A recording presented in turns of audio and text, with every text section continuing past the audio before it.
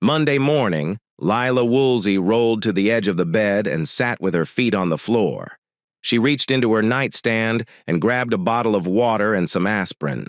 Wow, what a night. I can't believe how many people Regina knows and where they've traveled. Lila thought as she swallowed the aspirin with a drink of water. What a blast last night was. After taking a drink, she replaced the bottle's cap and returned it to the nightstand, knowing she probably required again another day. I must be growing used to it. The headaches aren't as awful as they used to be. Lila reflected as she stood up and shuffled toward the restroom, closing the door. She returned to the room and discovered that only one side of the bed was rumpled. The door stuck on something, and when she looked down, she realized her black cocktail dress from the night before had been pulled against it, blocking it from closing. She kicked the dress back into the bedroom, closed the door, and went to the shower. I'm delighted Evan has been sleeping on the couch recently. I don't have the energy or patience to quarrel with him every day, she reasoned. I don't understand why he can't let it go. I'm just winding down after a hard day. It's just like when he used to stop by that sports bar early in our marriage. I've only been seeing Regina for about 6 months, give or take. But thank God he's finally quit bothering me about it. I hope he eventually gets over his being stupid about allowing me have a little fun and quit being so pissy about it. That's not a very nice look for him. Regina is correct. He's simply being a spoiled brat. Danny and Chris act older than he is at times. Delilah. She started taking a shower. She slept naked in the bed after arriving late yesterday night, or actually earlier that morning. She had no idea where her bra was from the night before. Because she had a flexible schedule at work, she could still arrive about 9 a.m. and will not be considered late. And, unless she had a major case, she would just have to work until 6. That is, until she skipped her customary lunch break to go to the gym. If she continued to go to the gym, she might arrive home around 7 o'clock. Layla soon finished her shower, walked out, and began drying off. She examined her 5'7" body with a critical eye. She had filled out since her college days after giving birth to Donald or Donnie, as he preferred to be addressed to as Christopher or Chris. Layla knew she had gained at least 15 pounds in the last 10 years. After both pregnancies, she worked out at the gym many times a week to maintain her weight, and she could see some shape in her stomach and legs. When she looked in the mirror, it was clear that she was not overweight. Layla could still see a few minor locations that she wasn't satisfied with, so she decided to focus on eliminating the body fat around them next. But for the most part, she believed she could continue to turn heads. She didn't feel awful about looking for the wife and mother of 2. Layla noted that her chest had grown heavier and broader since her college days, most likely due to breastfeeding her 2 boys. During both pregnancies, her size varied greatly, increasing by at least 3 sizes at some points, but her slender physique gradually stabilized into a full frame. Layla was also disappointed that she couldn't wear her skinny pants from college, but when she looked in the mirror, she realized she didn't have much to complain about in terms of how her hips had filled out. Layla looked at her reflection in the full-length mirror on the back of the bathroom door, a wicked smile tugging at her lips as she thought. Well, if Regina's pals are any indication, I must still have it. As the notion occurred to her, she realized that it had been a long time since her husband Evan had paid her a sincere compliment. In fact, he hadn't spoken anything kind in a long time. They didn't say much these days, partly to avoid the incessant fights. But recently his quiet felt heavier than ever. But Layla always assumed Evan had to say all those beautiful things he used to. However, it has been wonderful to receive some outside validation recently. It was only a small something that indicated that others thought her attractive as well. Layla continued to dry herself off, taking extra care with her legs. Looking them carefully, Layla realized she should schedule an appointment to get them waxed soon, because she did this frequently. Her legs had a delicate, silky appearance that attracted a lot of attention. Layla was aware that she had noticed more than one man glancing at her in her short dress last night while partying with Regina. Layla's legs were her greatest source of pride and satisfaction as they completed her body. She dried her long black hair as she flung it over her shoulder. She swiftly checked for evident splits or damage. Her brilliant blue eyes scanned the entire room, missing nothing. All that cigarette smoke is harmful for you, but it's occasionally necessary to have a good time. Layla smiled as she was comfortable that she had not seen anything. Looking around the room, she realized she had forgotten Evan had come in and collected his clothes, evidently before she had gotten into the shower. Most likely, he had already had a shower in the corridor bathroom and was gone. He barely spent any time in her presence anymore. He also always loaded the kids onto the bus before getting prepared to leave for work. I genuinely miss him, and I hope he gets over his mat soon. But he'll have to quit being such a huge douchebag, thought Layla. She started getting ready for work, as expected. When she got downstairs, she noticed Evan was nowhere to be seen. He had left some coffee in the coffee pot, but had long stopped abandoning her, any breakfast. Evan always fed the kids in the morning and left her to fend for himself, still behaving badly. I see you, scum suckers. Would it kill you to leave me some eggs or something? Layla thought with frustration as she searched for something quick and easy to make. Slamming things around in the kitchen, Layla began to rapidly prepare something before leaving for work. She despised starting the day on an empty stomach following a hangover. The phone rang just as she was about to prepare some cold cereal in a bowl, making her day even more difficult. She replied, grabbing it with irritation. "What? I apologize. Do I have the Woolsey residence?" In disbelief, he inquired in a calm, sweet voice. For some unknown reason, Layla was immediately on alert. "Yes." "May I ask who is calling?" questioned Layla suspiciously. "This is Candace Williams. Is Evan Woolsey there?" asked Candace. Layla said simply, "No. Can you please have Evan return my call at his earliest convenience?" Candace said, "He has my number." "What is this about?" Layla asked warily. "I'm sorry I can't talk about that. But just give him the message," Candace said as she disconnected. Now Layla was on a warpath. "Why is some 304 contacting my husband first thing in the morning?" Layla became irritated as she hurriedly finished her cereal and flung the ball into the sink. Layla shook her head after hearing it hit and looking into the sink at all the plates. Even better, put it in gear first. He's been harping on me about my pal, and now he's giving up the house. He knows he gets home before I do, so he should start cleaning up better than he has been doing, thought Layla. Before rushing out the door, she took a quick check at the sink. As long as traffic isn't too severe, she should be able to get to work a little earlier than expected. Layla's day at work seemed to drag on. She was a top computer consultant for a prominent background investigation agency, and she now specializes in backgrounds. She was knowledgeable about all aspects of computer security and intrusions. Layla works for Davis Consulting. It was a large organization that conducted a variety of computer cyber services, but they specialized in background checks for businesses or government agencies looking to hire employees. Davis Consulting could and did find almost anything. Layla was valued for her analytical intellect. She thought outside the box and devised strategies for quickly gathering information from a variety of sources. She also had anemic numerical memory, which aided her.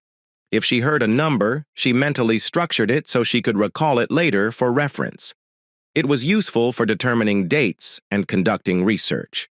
Layla decided to miss her gym lunch break and investigate into Candace Williams' identity. Layla utilized her lunch break to quickly research Candace Williams, remembering the phone numbers she was given by Candace. She only needed to search a few different public websites, such as Facebook and LinkedIn. Layla immediately learned a lot about Candace Williams. She was a young woman, just 25 years old. Candace's images on Facebook revealed that she had short honey blonde hair, blue eyes, and a scattering of freckles on the bridge of her nose. Candace Williams, as much as Layla hated to admit it, was incredibly attractive. No, if Layla was entirely honest with herself, Candace Williams was a chilly fox, and nothing irritated one lovely lady more than admitting there was another woman who was light years ahead of her. But as Layla noticed, she pondered what Candace was looking for in her husband and why she was pursuing Evan. Evan was too honest and direct to cheat on her, so Layla was certain that Candace was the pursuer. Otherwise, she would not have to phone Evan and leave a message for him to call her back. Let's see her push. Take 2 nearly 9-pound boys out of her body and see if she can keep that tiny physique she's using to try to entice my husband away, thought Layla with some malice. Candace worked at the law firm Merriweather and Association, according to her LinkedIn profile. Layla wondered why a lawyer was after her husband. Where did they meet? Evan is such a homebody. Well, except when he takes the lads camping or fishing. I despise outdoor activities. I'm glad he enjoys doing it with the lads, though. Aside from that, he rarely travels any place anymore. Did he meet her during a camping trip somewhere? Lila reflected on this. Lila suddenly recalled an image of her spouse in her head. He was a really gorgeous man with a slender yet muscular physique. She was 32 years old while I was 33. He stood 5 feet and 10 inches tall, with thick brown hair and stunning brown eyes. Evan ran early in the morning before anyone else woke up to keep his weight under control, as opposed to going to the gym like she did. Although his manufacturing job as a shift manager required him to move around a lot, he could have used it to keep his weight down. She still admired Evan's muscle tone and deep lower V on his abs, which she used to adore touching in college. She'd always liked the way his body felt against her fingers. When Layla remembered her husband's appearance, she had another gloomy idea. Perhaps she met him while running and is now pursuing him. Layla. But a quick check of Candace's address revealed that she lived nowhere near them, so meeting him for a run was out, unless she is Evan's personal stalker. She let it go, perplexed, and planned to question Evan later. She had enough information to work with right now. Sitting back in her chair, she saw Johnny, the young intern from the mailroom. When he dropped 3 big packets on her desk while delivering the mail, he smiled shyly at her, and Lila knew Johnny thought she was attractive. She frequently caught him glancing at her legs when he thought she was not looking. She once spotted his reflection in a window, eyeing her as she went away while dressed in jeans. However, at 18 years old, he was too young for her, even if she were not married. Looking at the newest papers he had left for her, she realized it would be a long day. The county required background checks on 12 individuals. The city wanted to investigate 2 clerks to see if they were stealing, so she had to secretly hack a couple bank accounts for unofficial verification. Finally, she received a cheating spouse case in which she needed to determine whether the husband was saving money for his wife and family. Sigh. It'll take me forever to get out of here tonight. Lila reflected on this. She began working on the files. Opening the door, Lila readied herself for a loud argument from Evan.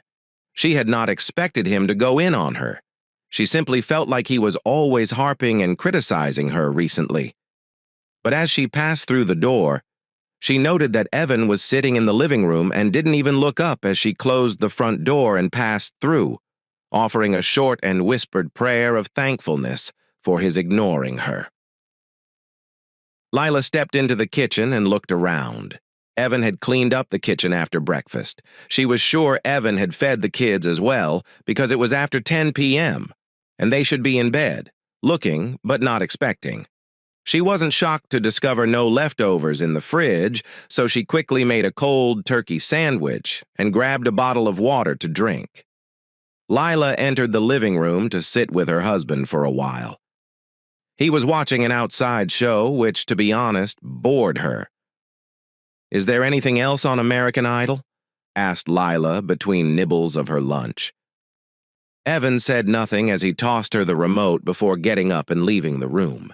She heard him enter the kitchen and then the connecting door to the garage open and close. What a scum-sucker, Lila thought as she began channel surfing for something else to watch. Lila received the expected phone call at work on Wednesday afternoon. "Hey, girl, you're not for tonight. I know where there's a late cast party," Regina said Lila. We can hit a few bars before that and then hang out with the cast afterwards." Lila grinned. Of course, you know I am always up for a good time. "So, who will be there tonight?" asked Lila excitedly into the phone as she typed into the computer screen. Regina quickly described a handful of her buddies and where they would be going. "We'll go to O'Malley's first because Wednesday night is beer night and females drink free. Then we'll head to Stacy's for some light dancing. By midnight, the cast celebration should be fully underway. We should be able to make an impressive entry and be observed by the majority of the big players. Cassidy, my underwear model pal, will be there. Steven, who does those radio pieces as well? Do you find that deep voice sexy? You should see how he appears in person." Regina laughed into the phone as she stated, "I have a few others you should meet too." "Great," Lila said. "Pick me up at 7:30. St. Evan, are you still harping on me for going out and relaxing?" asked Regina. "Not really, mostly because we don't talk much anymore. He's either ignoring me or going into the garage to work on his wood carving hobby," remarked Lila. "Good. Well, I will see you then." Regina spoke as she disconnected. As Lila hung up the phone, she smiled, anticipating the approaching thrill. She had felt stuck in a rut till Regina reunited with her. She hadn't seen her in a while before they got back in touch. Regina had been one of her closest friends in college. Regina had been a mousy girl at college who wore thick glasses and lacked fashion sense. She was very shy, quiet, and hardly spoke to anyone. But over the summer before their senior year, she underwent LASIK. Doing so made it more obvious how blue Regina's crystal blue eyes were. That simple action caused her to open up more. She grew confident and seemed to express it. Suddenly, boys were clamoring to talk to her. Regina then started going on dates. She became pretty popular. But a year before this happened, Lila met Evan, who was finishing up a couple management courses. It helped when Regina started going out on dates, because Lila met Evan and made him her long-term boyfriend. Lila no longer had as much time to spend with Regina. Lila was frequently pressed for time between her studies and dating as a computer science major. But in the last 10 years, Regina had changed so dramatically. She'd lost some weight and learnt to dress properly. Regina was now a model who had done some low-level magazine modeling, as well as some flyers and catalogs for Victoria's Secret. Regina certainly had the body for it. Lila pondered, taking a little mental break following Regina's call. Lila remembered the first time she heard from Regina and mentioned it to Evan, which was a little over 6 months ago. The family was sitting around the dinner table when Lila mentioned an earlier phone chat. "You'll never guess who called me today at work," Lila said. "Who was that, honey?" asked Evan. "Regina Davis," Lila replied. "Are you referring to your roommate? Who was the cute redhead from college, the person who constantly wore large glasses and dressed in baggy clothes? She barely spoke to me when I went to the dorm to meet you for a date. But you know, whenever I turned around on campus, there she was. I always attempted to boost her self-esteem by complimenting her, but she never met me halfway." "So what is she up to these days?" asked Evan. "Well, she didn't say much to you since she thought you were cute, and she didn't know how to talk to you," said Lila, smiling. Evan smiled back at her, but said nothing. "As for what she's doing now." "She's doing some light fashion modeling," Lila explained. "Oh, seriously? Glad she outgrew her timidity." "Has she done anything that I have seen?" asked Evan. "Nothing I'm willing to show you," answered Lila, smiling. "Or is that bad?" asked Evan. "No.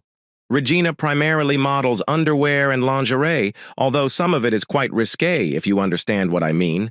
But because she has never had children, she still has the figure for it, and I don't want to be compared to her," Lila explained. "Hey, your figure is quite great, and you are aware of this. Sometimes I can only wait until the kids are asleep. I really love getting my hands on that figure of yours whenever I can," remarked Evan with a sneer. Lila giggled as the boys seated beside them at dinner made faces at them both. They pretended they weren't listening to their parents.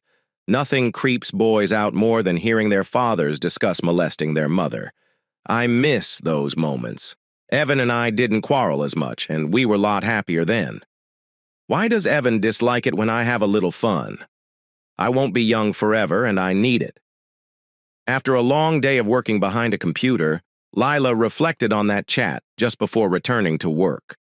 Around 4 a.m., Lila crept back into the house. After going out with Regina, Lila looked into the living room and saw her husband sleeping. She was certain he was awake, but she was willing to let him pretend to be asleep. She didn't want to face the conflict she knew was coming. She only wanted to get as little sleep as she could before going to work. She sneaked past him, holding her 4 heels as she climbed the stairs in her short red skirt and black top that was undone halfway down her chest. Lila's pearl necklace hung just above the valleys of her wide frames. Lila had been wearing a bra when she went out, but Regina persuaded her to live a bit by taking it off the two of them through their bras, out the car windows before the party, and the only underwear they were wearing was their panties. Lila was wearing a thong sample Regina had purchased for her from a new designer. It was so thin and fleeting. She appeared to be naked with no visible panty lines. Lila was thrilled with the attention she drew as she moved through the room, noticing how several men adjusted their positions to catch a glimpse of her. She found it humorous that their attempts to act casual were suddenly so blatant. As she climbed the stairs to bed, Lila was cautious of her motions, attempting to avoid drawing Evan's notice or inviting any comments. While she did not feel completely drunk, Lila could tell she was on a high as she climbed the stairs, closed the bedroom door, undressed, and dashed naked for the bed. She was soon lying on top of the covers, dead to the world and wearing only her new sheer panties. Again, morning arrived earlier than she wanted. Today she would certainly be late. It was 10 minutes to 9, and she was still laying on top of the bed. Lila despised starting a Monday like this, but last night's party had been incredible, and she didn't want to miss out. After her aspirin and water ritual, she drags herself out of bed. When the bedroom phone rang, Lila started for the bathroom. Lila hesitated answering it and opted to let the answering machine next to the bed get it. Regina recommended going to another party tonight, and Lila agreed. Lila knew she'd have to forgo her lunch break at the gym again and bust her buttocks to compensate for the time difference. When she finally arrived at work, the machine picked up just as she approached the bathroom door. "Hey, Evan. This is Justin Owens from the Allister Group. I have the facts you wanted to know about your portfolio. I have to admit, if you do what you're planning, you're going to lose your shirt on a few investments. But you're the client, so you split them whatever you like. Call me and we'll go over a couple alternatives," said Justin, as the message ended. Lila paused and returned her attention to the machine. What exactly was Justin talking about? Why would we even look at our investments? What was happening? Was Evan in financial trouble? What did he need so much money for? Was he a gambler because he rarely left home? Maybe it was online. Should I look into this? Maybe he'll buy me something. If so, why didn't he tell me about it before calling Justin? Lila wondered if she had understood the message correctly. Her head was lightly throbbing, and the aspirin had yet to take effect. Lila stepped back to the nightstand and chose to replay the message again. There was another note on it that Evan had forgotten to delete. Their answering machine required them to listen to all saved messages in chronological order, returning to the first one that was erased. As she listened, she heard a voice that seemed familiar to her, but she couldn't place whose it was. Just then, the answering machine timestamp showed it was from Thursday, 2 weeks ago. Evan, look, I still have the finished report you asked, but I think you should speak with someone else first. I will send you their name after you speak with them. Tell me what you want to do, or where you want it delivered, and I will get it to you." The anonymous speaker responded, ignoring the cryptic message. Lila, listen to Justin's message again. Once she was certain she had heard accurately. She swiftly returned to the restroom to prepare for work. Lila shampooed her hair and then lathered her body with cinnamon-scented body wash. Just as Lila began soaping up her body, creating a good lather in the shower. A mental light bulb instantly turned off. Lila shouted at the top of her lungs, her eyes wide open. Oh my God. I jumped out of the shower, dripping wet and still covered in soap and shampoo. Lila rushes to the answering machine, as if it were a life or death situation. Water pooled behind her with each hasty stride, leaving a slick path in her wake. With quivering palms, she replayed the first message, her breath seizing as the voice on the machine spoke again. That was Spencer Gilbert. Lila muttered, her voice trembling as the transmission ended. She recognized Spencer because he was occasionally engaged as a private investigator by her company, Covert Investigations. Her employer would outsource surveillance or tracking services to firms like his because those chores were not part of their routine operations. Covert Investigations also handle private situations, although her organization kept strict anonymity about their external collaborators to avoid jeopardizing any ongoing investigations. Lila had worked with Spencer a few times to acquire information for cases, but not enough to recognize his voice right now. Standing there soaked, her mind began to piece together shards of information as connections formed. She realized she did not like where the trail was going. I need to find out what kind of law Merriweather and the association practice, Lila exclaimed as she dashed out of the room, still buck naked. Her lack of clothes didn't register with her as she dashed into the cubbyhole where the family kept their computers. She had her own laptop, but in her thrilled condition, she didn't even think to get her work PC out of its back. Quickly firing up the PC, she searched Merriweather and Association in the yellow pages. Her hands were shaking so terribly that she had to write it in 3 times. To her terror, she discovered that this specialized in divorce law, and she was worried about what she would uncover next. Lila began making calls. With each call, her voice became shakier and quieter. Sometimes the person on the other end had to ask her to speak up several times in order to hear her request. Lila discovered that Evan had modified his life insurance policy to exclusively include the boys as beneficiaries. He deleted his name from her auto insurance policy and removed her as an authorized driver for his with State Farm, and all of their joint credit cards had their outstanding balances paid off and closed. Thankfully, they were always kept low, but they remained closed. The cards she possessed for personal usage remained untouched.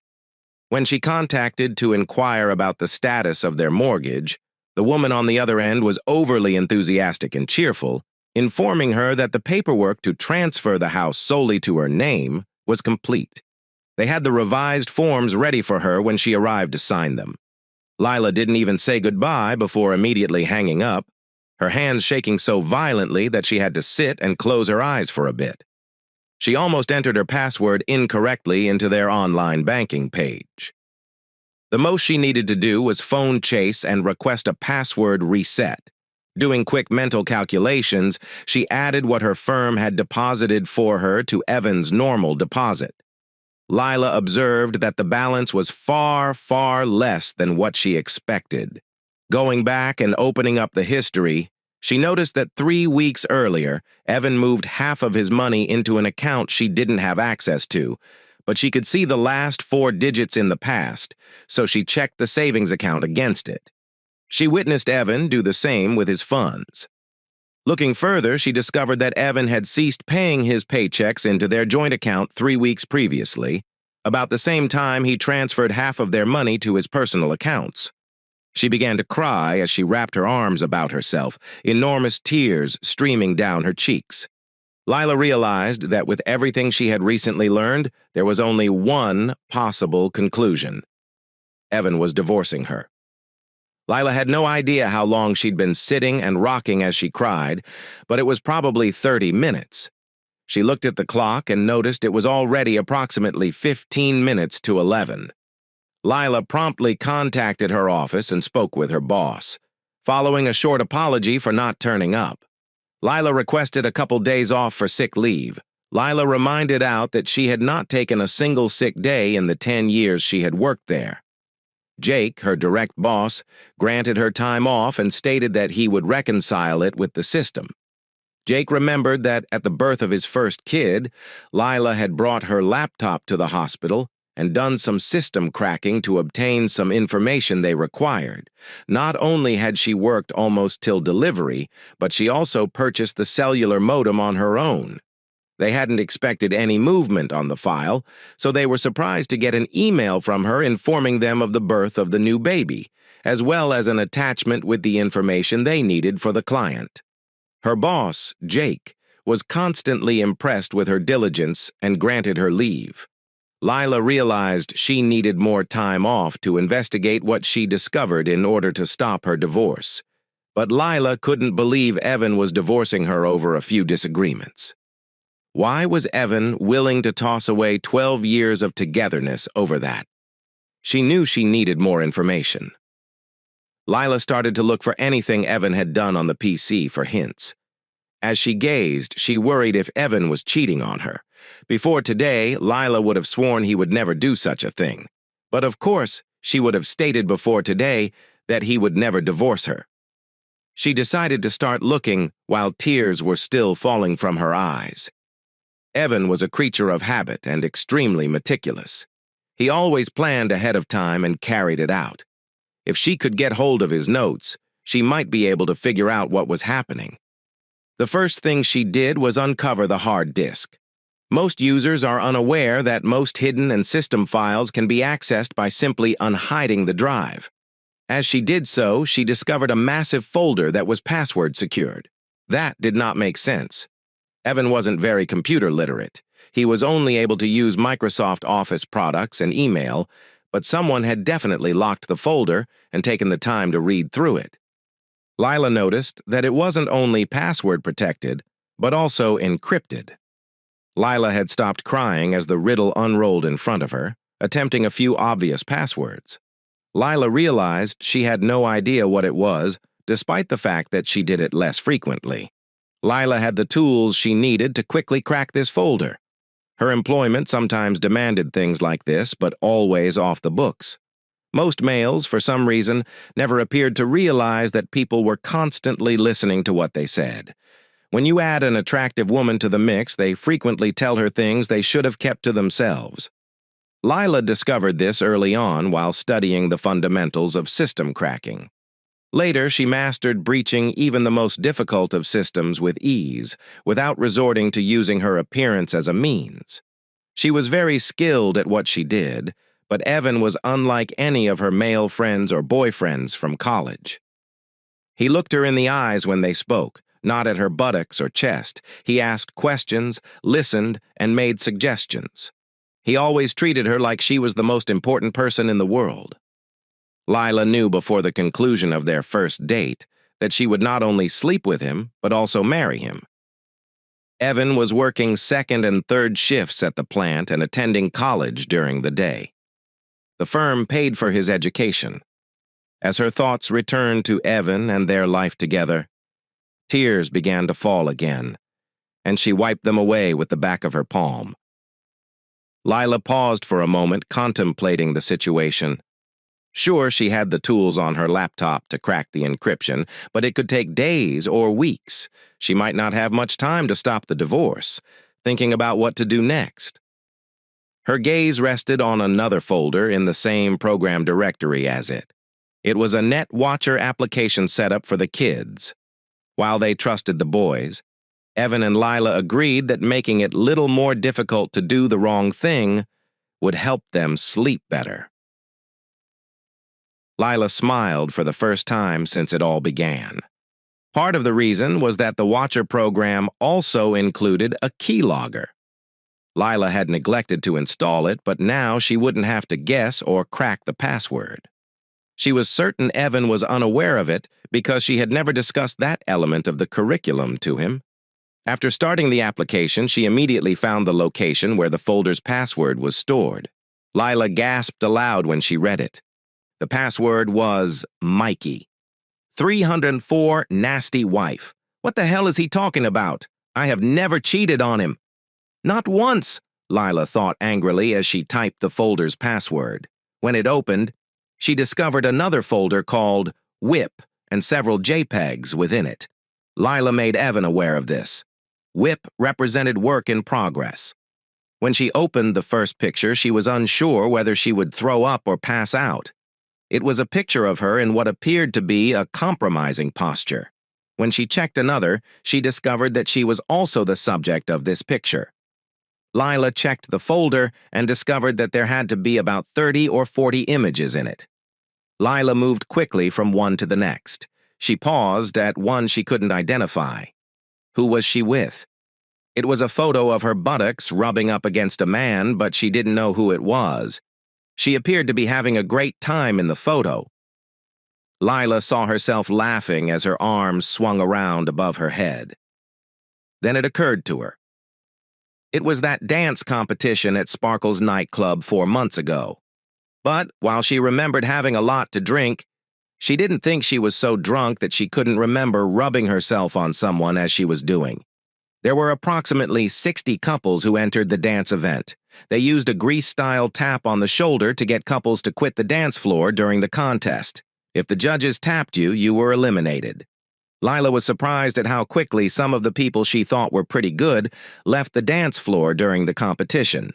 All she remembered from that night was dancing with Regina's buddy, who she knew was an excellent dancer. However, this man was not Regina's friend. Lila was aware that she and her partner had taken first place immediately after. She also recalls winning the contest and dancing alone in front of a crowd at the nightclub. Regina encouraged her to demonstrate what she had as the winner. She remembered that her victory dance was rather suggestive, but she reasoned that she had had a little too much to drink, which blurred her judgment a little after winning. As horrible as that one was, this one was very distressing. The following one showed her with her head flung back, laughing at something. It was also taken later that night, following the contest. Next to her was a man with his head close to her neck, and he appeared to be nuzzling Lila as he pulled her close while she giggled. But the image was taken out of context. Layla's thoughts drifted back to that period. "Are you having a good time, girlfriend?" Regina inquired as she discovered Lila off to the side of the dance floor, watching the others dance. "Of course," answered Lila, smiling at Regina. Regina and a handful of her pals had watched the contest from the sidelines. After Lila's solo dance, a few males approached her, but Lila grinned as she shooed them off. She did not want them to believe they were going to be lucky that night. A couple males got grabby, but she handled them without incident. Regina finally found her way back to her friend earlier that night. They danced with several men, but Lila only danced fast tunes that allowed her to maintain her distance. Nothing slow was ever permitted. Lila believed it was too personal to let complete strangers to do. She only danced slow songs with her husband, but when she joined Regina, they danced with new men. They took a break, got a drink, and stood next to some of Regina's pals. Regina asked Lila, "Hey girl, do you have any jokes for me?" A man arrives into the gym in low physical condition. He looks around and notices a beautiful woman and thinks he wants to truly impress her. Walking up to the counter, he spoke to the trainer behind it. "I want to impress the lovely babe over there." "What machine should I use?" The trainer examines him carefully before attempting to identify the woman he was referring to. Looking back at him, the trainer said, "You better use the ATM outside. Anything else is a waste of time." For some reason, the combination of booze and the circumstances made it the greatest joke Lila had ever heard. She laughed, closed her eyes, and threw back her head.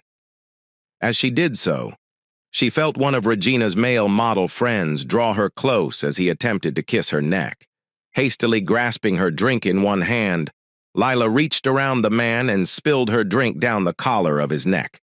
The man jumped for miles, leaping backwards to escape. Everyone chuckled at the man, who smiled shyly at Lila. He shook his body and then removed his shirt, and she had to agree he looked fantastic displaying his tight abs. Lila was still uninterested in ever touching him. "Why would you do that? Please do not touch me like that. I will never do anything like that with you or anyone else, Lila stated forcefully. Regina chuckled as she drew Lila away, and they found other men to dance with on the other side of the floor. Lila soon forgot about the incident until now. Now she was gazing at that moment, and it appeared like she was there with the man in question, and they were looking at another image together. It was one of her seated at a table, and it appeared like she had her head back while a man kissed her. He even rested his hand on her right knee. Lila needed to think about that one. In the end, it was her outfit paired with room that told her when it happened she had too much to drink and was attempting to calm down. She remembered a man sitting beside her. He leaned in close to converse with her and make sure she was okay. However, based on the perspective of the photo, it appeared that they were kissing, but they were not. He was just speaking to her. She hadn't aware he had his hand on her leg, although it wasn't sexual in nature. There were a lot more, but they were all taken from an angle that made it appear as if Regina and she were either picking up men or being picked up. She had to come to a halt as her hands shook. She grasped one hand with the other to calm herself down and glanced at the television. Why was someone trying to wreck her marriage? This did not appear like Spence's work. He was a professional. He would have obtained and documented everything so that there were no misunderstandings. After clicking on the folder, she discovered a single Excel spreadsheet containing information that only Evan understood in his cryptic shorthand. Layla read the file and discovered a few things that concerned her even more. While it remained cryptic, she was able to figure out a few details. One entry was meant to be about the last time we had sex. The date was more than 3 months old. Had it been that long ago? No, it is not correct. Layla was certain it was more recent than that.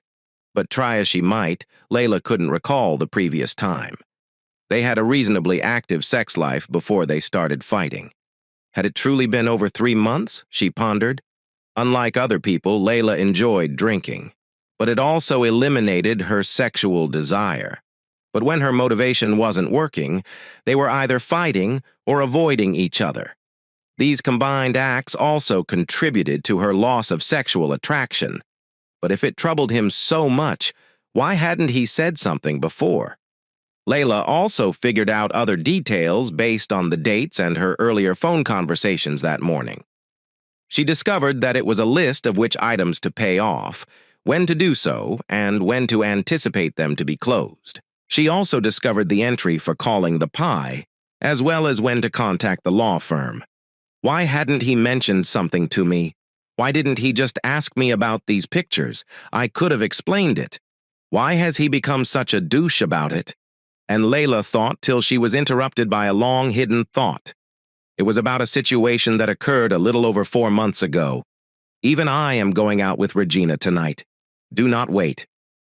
Layla said this as she kissed Evan and headed for the door. Layla had overlooked the fact that Evan had not only not kissed her back, but had actually responded to her actions. When she touched him, he became stiff as a board. Dressed like that. "What time should I expect you back?" I asked Evan quietly. "I am not sure. Regina has a few friends. She wants to introduce me to someone." Layla smiled as she mentioned that she is familiar with many of the local personalities. "Layla, are you doing anything that I need to know about? Do you know of anything that I might have a problem with? Is there anything you would not do if I were with you?" asked Evan quietly. Layla stopped smiling and gazed at Evan. She did not like where this was going. Didn't he trust her? What are you getting at, Evan? Can I be trusted? I'm not something you pull out to impress your buddies. I can have friends and a life outside the house, you know. I just want some time alone to unwind. You didn't have any issues with me going out a few weeks ago, Layla said, looking at him. Layla, I'm not saying you can't go out, but are you doing anything improper as a wife and mother of 2? Is there another man, or men? You might be seeing somebody. You could be in a hurry to get out there with them, asked Evan quietly. I cannot believe you are asking me that. "I can't believe you're calling me a bitch for any man," Layla replied angrily, looking at her husband. Just as he opened his words, a car honked in front. "I'll return when I feel like it," Layla replied in a huff as she moved toward the door. She did not see Evan's sad expression. He did ask me. He asked me variants on those questions every time I went out. However, following that night, I simply disregarded his questions and refused to answer them.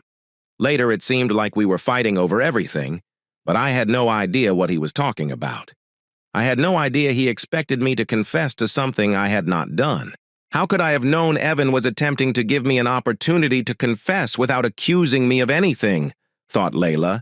Is now the impact of Evan's questions hit her. She recalled that all of their previous fights were less about him not wanting her to go out and more about whether or not she was doing things she shouldn't be doing. Evan was attempting to provide her a way out, but she didn't realize what he was doing. She misinterpreted his actions as jealousy rather than being aware of what he thought she was doing. But what was happening? Who was emailing Evan these photos from her night out? Then she remembered Spencer's comment about sending something to him. Did that suggest someone else was sending these to Evan? I need to check his email. Lila considered switching to Evan's email. Lila was astonished to discover that he had a password on it. One of the house rules was that no one could have passwords in their email because it was expected, even if they were only 8 and 9 years old. They decided to do the same with their accounts to demonstrate unity, accessing the area of the keylogger that displayed the CAPTCHAs for his email. She hastily entered in his new password, albeit if she thought about it, she would have noticed it was the same password he used as his folder. She was worried about becoming sick again once it was open. Evan had allocated an entire folder to her, titled My Wife. The cheating 304. There were hundreds of emails that Layla saw. She opened the folder and began scrolling through it. Layla checked a few, and all of the ones she read seemed to indicate times and dates when she was out and possibly doing something questionable. The emails included information about who she was with, which stars or sports celebrities she was with, which local personalities had their hands all over her, and how she reacted with excitement. The emails made her appear like an airhead groupie who couldn't get enough of celebrities. It made her sound like she was openly cheating on her spouse. But this was not the case. She would never allow somebody to touch her in a provocative manner, not ever. She would never violate her husband or her vows-like way. She was simply looking to unwind and enjoy herself. But someone was making it appear as if she was a cheating 304. After a while, Layla became tired of the emails and decided to organize them by attachment. She needed something to sink her teeth into. Layla discovered that sorting them in this manner revealed that they were the source of the previous photographs. Looking for the largest file she discovered, it was an AVI file from Gilbert at covidinvestigations.com. It was the one from Spencer Gilbert. Layla felt his email would assist to defend her and prove that nothing was going on during her nights out. Opening the email, she discovered that it was a large file with times and dates in the body. It said that the subject 1 and subject to enter the room displayed the time, showed how long he waited, and then showed when the subjects exited. The email also stated that he had modified the recording for length, but kept the timestamps. Layla also observed that it stated 2 other subjects, namely subjects 3 and 4, who appeared alongside subjects 1 and 2. It also stated that the final report included the whole unedited footage, which would be provided to Evan upon request. Why would Spencer record the moment she entered a dance club where other individuals were clearly going to dance? Did Evan really pay Spencer to sit outside a dance club to monitor when she entered and exited? With shaky hands, Layla clicked on the attachment and opened it. The next thing Layla realized was that she was on the floor and was lightheaded. The room was spinning, and she was trying to find her bearings. She had somehow managed to hit her head on the desk when she passed out. She felt a pounding in her head, but there did not appear to be any cuts or bumps. As she felt her head, Layla realized she had been splayed on the floor, naked and unconscious, and gently climbed back into her chair. She checked the PC, but the file had already completed playing. Layla was now looking at a black screen in the media player. Layla wasn't sure when she opened it, so she had no idea how long she'd been gone, but it was already 2 p.m. Now, openly weeping, Layla clicked on the file and watched it play. She watched it with her right hand covering her lips, trying not to cry. Layla was now shivering and crying uncontrollably as she watched the movie on the screen. Regina and she were giggling and laughing together. They were in a hallway, about to enter Regina's apartment, when two of Regina's model pals appeared behind them and swiftly followed them inside. Layla remembered that night, which was about 3 months ago, when Evan wrote down the last time he had sex with her. She and Regina returned to Regina's apartment to retrieve something, and the two men followed them. They said it was for their safety, but as everyone was inside, Regina and one of her friends, Layla, realized Stephen Reynolds had begun making out. Fortunately, they swiftly entered Regina's room and slammed the door behind them. Layla just wanted to be alone, so she sat on the couch. Marcus Watson, Regina's other buddy, attempted to chat her up, but Layla ignored him. Layla also recounted having to lie lengthwise on the couch one night, while Regina kept Marcus from sitting with her. She was pretty convinced Regina was having sex. Layla knew Regina got horny if she drank too much champagne, and Regina had 3 flutes before they entered the room. Layla knew that if she had been thinking more clearly, she wouldn't have followed Regina up to her apartment. But at the moment, she didn't really know anyone else at the party in Regina's apartment's rec room, and she didn't want to be left by herself. Regina always waited until after Layla went home to have a man, but she assumed Regina couldn't wait this time. While waiting, Layla remembered Marcus being so insistent that she make out with him that she had to kick him in the stomach from her prone position. Layla did it to make sure Marcus understood that her no meant no.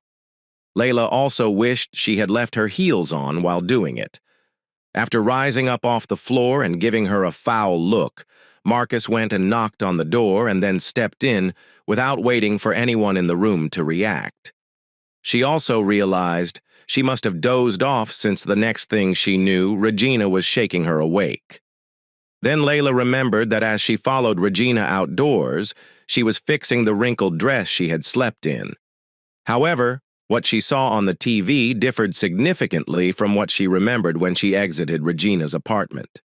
Layla watched herself putting her skirt back into position and smoothing off what looked to be extremely terrible bad hair.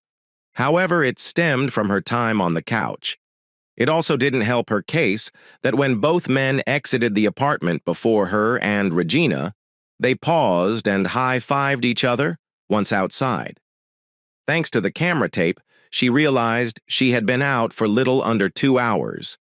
The video recording began when they entered, went for a few minutes to show no one exited, then skipped to the 2 men exiting and finally to Regina and her exiting less than 2 minutes later, with her changing her clothes.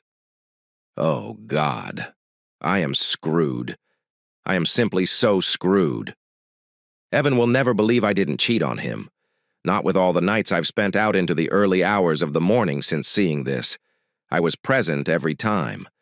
And with all of this evidence, I wouldn't believe myself if I said I didn't cheat on him. He will not believe me, not after he offered me so many chances to come clean. And now it appears I was dodging him. I just know I have lost him. I've lost him in my family, Layla reflected. She broke down and began crying again. By 3 p.m., Layla had nearly sobbed herself out, understanding that her son should have arrived home by now. Layla rushed upstairs to get dressed. She'd been sitting naked at home all day. The body wash and shampoo had eventually dried on her body.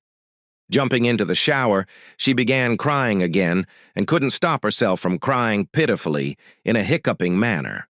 She tried hard to scrub herself clean, but she still felt nasty. She eventually stopped and dried off.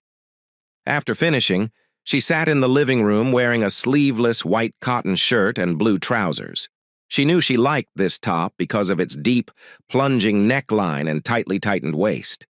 She knew he liked her jeans. They weren't typical mom pants. Some mothers wore 530. She was anxious, because not only had the boys not returned home, but Evan had also not arrived from work. She looked out the window, but they didn't get off the bus to go to the neighbor's house, as they should have. Did she get it wrong? Did Evan get the boys earlier and drive them somewhere? Layla usually got home much later than Evan, so she had no idea what their normal schedule was. Layla grabbed her iPhone and quickly looked up Evan's cell number. The cheerful image she picked for his contact picture smiled pleasantly at her and began to cry again. Layla struggled to hold her phone to her head with shaky palms. She needed to use both hands to complete the accomplishment. When the phone connected, there was nothing but quiet. Then she heard a grumble. Yeah. Layla would recognize that voice anywhere. "Evan, honey, where are you?" asked Layla quietly. "It's Boys' Day at Little League. My corporation funds their league. Remember?" Evan inquired in an accusing tone. "Oh, yes, I forgot. When are you coming home?" "Are you coming home for dinner?" asked Layla quietly. "Don't you have somewhere else to be? Why haven't you asked Regina about your plans for the evening? She seems to have more influence over your actions than anyone else you personally know ever did," said Evan in a snide tone. "Honey, please." "I am sorry. I actually am," Layla said softly into her phone. "So, what are you sorry for? I mean, there's so much of you. You know what? I don't really care anymore." "Layla, did you need anything else?" Evan inquired, his voice harsh. "No, not actually, Evan. But Evan. Evan, I love you. I love you more than my own life." Layla spoke quietly as tears streamed down her face. "Yeah," Evan replied, and then hung up. Crying hard again, Layla understood that Evan didn't answer her query regarding dinner. Now that she thought about it, Layla was certain that after practice, Evan always mentioned bringing the kids out for sweets, whether they wanted them or not. He may not have told her where they were going tonight to prevent her from joining them. Did this mean she was no longer in his life? Did that imply that he had moved on and no longer wanted her? Did this indicate it was too late for them? But she had not done anything. She was innocent of all the charges. She hadn't cheated on him. But when she thought about it, she realized that at the very outside, she was guilty of ignoring her family to have a nice time. But should she lose her family because of a little petty error that someone used to make it appear that she was abusing her husband's trust? Layla sat quietly in the living room until everyone arrived home. It had long since been dark, but she couldn't bring herself to turn on the lights at the sound of enthusiastic voices. She watched the door open with anticipation. Everyone was talking about Danny's solo home run. Layla felt a sting of guilt. Her son had a huge night, and she wasn't there to witness it. She had no idea, and had already planned to go out with Regina later. What other moments had she missed, she wondered. But when Chris turned on the light in the living room, he jumped a mile while catching his breath. Nobody expected her to sit peacefully in the living room in the dark. "Hey, everyone. How was the game?" Layla inquired quietly, as everyone drew to a halt and gazed at her. She attempted to grin, but she was dying on the inside. Donnie and Chris exchanged looks, both shocked and surprised. Evan glanced at her with barely concealed hatred and disgust. How did she miss that? How had she missed the way her family looked at her recently? Looking back, Layla realized Evan had been giving her that look for months, but she assumed it was because he was upset about losing it and was trying to get her to stay at home. She realized because he thought she was sleeping on him. "Have you all eaten? Are you hungry?" asked Layla. She offered them all a tentative grin. Because no one had answered her last query, she tried a different one. "We're good." "We've already eaten, ma'am," answered Chris, giving his father and brother a weird look. "Boys, go up and take your baths, then fetch your schoolwork. You were able to complete some of it in the park, but I still need to check it," Evan explained. "I can help." "What subjects?" "Did they not finish?" said Layla quietly. "Again?" Everyone looked at her with amazement. Have I truly been so difficult to live with lately? Layla reflected as her insides grew cold. Sure, Mom. We're working on using a mess office at school, and all I need to do is demonstrate how to create a formula from the samples I was given in Excel. I finished everything else, Chris answered, looking at his mother with apprehension. I'm a good mom. Danny turned and went up the steps without looking back, saying, My father has already helped me. Soon it was just Layla and Evan. Evan was watching the boys climb the stairs, and Layla was watching Evan. When he heard one of them start the bathtub, he appeared to relax until he turned to saw Layla observing him. Layla noticed him tense up like a coiled spring as he turned and proceeded into the kitchen. Layla followed him and watched as he took a glass from the cabinet, walked to the refrigerator, and pulled some apple juice out. She waited until Evan had filled his glass and returned the container before approaching him. Evan, could we talk? Actually talk? As Layla attempted to touch his arm, she politely inquired. She was upset when she watched Evan yank his arm out of her reach, spilling juice from his glass over his shirt. I've been trying to talk to you for months, and I believe we've said everything that needed to be said. I am tired of arguing with you, and it no longer matters, Evan muttered, pulling his shirt over his head and heading for the laundry. Layla felt her breath catch as he did this, and she followed his shape as he entered the garage. How could she have gone so long without his touch? Why didn't she go find him rather than waiting for him to come to her? Why did she let herself become so drunk that she couldn't recall the last time she felt his touch? She began after him, but she heard him lock the door behind him, followed by a quiet thump as his back slammed the door. Layla urgently desired his touch right now, but Evan kept himself apart from her to prevent it. Layla waited for him, but he never returned. She considered walking outdoors before returning to the garage through the garage door.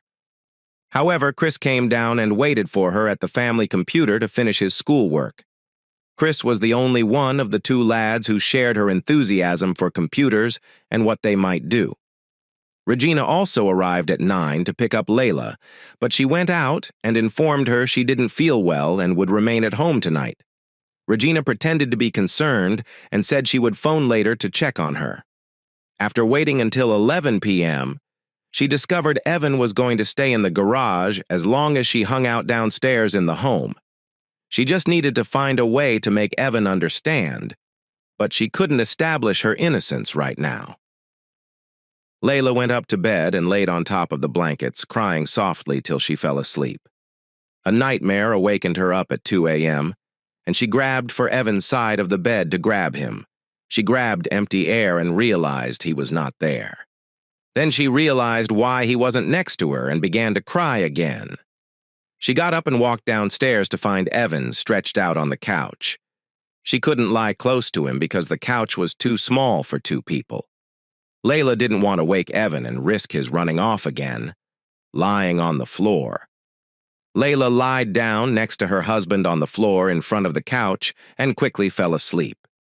It was the most serene she had felt in a long time. Layla awoke with a start. She was now on the couch, covered in a blanket.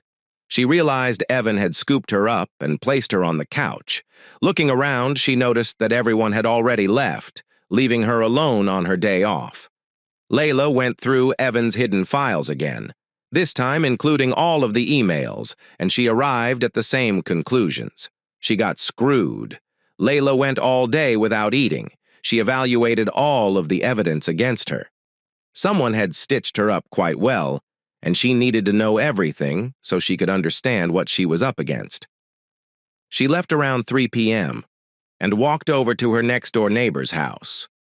Mrs. Stevens had a small girl in Donnie's class, and she watched the boys until she or Evan returned home. Although Evan has recently picked up the boys the most, Layla took them home and talked to them about their day. The lads were first reserved but quickly warmed up and began discussing their day with her. As they spoke, Layla realized that due to her job, she had never been particularly close to the boys. It was unfortunate that something like this had to happen before she realized what she was missing.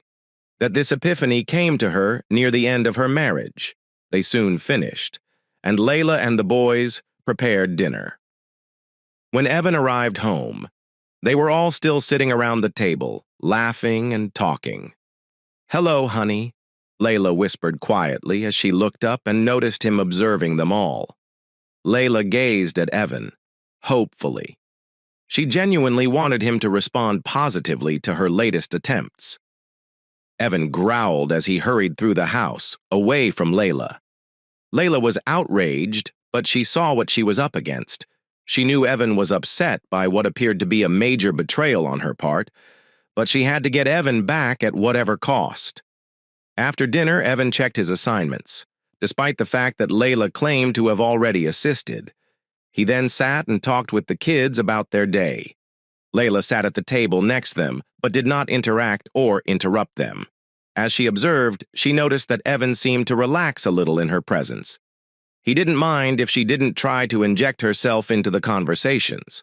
Soon it was time for the lads to go to bed, and they bid their good nights. Regina called home to check on her. However, when Layla called her friend, she noticed Evan's expression from her position in the kitchen. She could clearly see his profile from his chair. Layla informed Regina that she was not feeling up to any more parties or clubbing, and that she doubted she would ever do so again. Regina sounded astonished and said she'd call her later. Layla watched Evan for a moment before carefully walking into the room, skirting around the furniture that was coming up behind him. She swiftly rushed into his lap, wrapped her arms around him, and hung on for dear life. "What do you think you are doing?" Evan inquired angrily as he prepared to spring up. "Please don't. Please let me stay. I am your wife. I need this." "Please," Layla begged in agony. Evan was angry, yet he could hear the pain in her voice. Something in it made him feel bad. Settling back down, he let her to hang on to him, and after an hour of keeping her face buried in his chest, Layla fell asleep while Evan looked down at his sleeping wife. He pondered why she had to ruin their family the way she did. He wondered if he was enough for her. Didn't he do everything he could for her? If it wasn't enough, she only had to say so, and he'd change his ways to try harder. Why did she feel compelled to sleep around on him? Fortunately, he tested negative for several STDs, but the HIV test was still pending for a few months. Evan couldn't help but pat Layla's head, no matter how upset he was. He always liked the feel of her hair. When they separated, he hoped she wouldn't fight him over shared custody. Layla muttered in response to his touch. "Evan, I love you so much. I pledge that I adore you and no one else." She then pulled him close and attempted to snuggle with him. Evan stiffened, but as she relaxed, he gazed at her face again.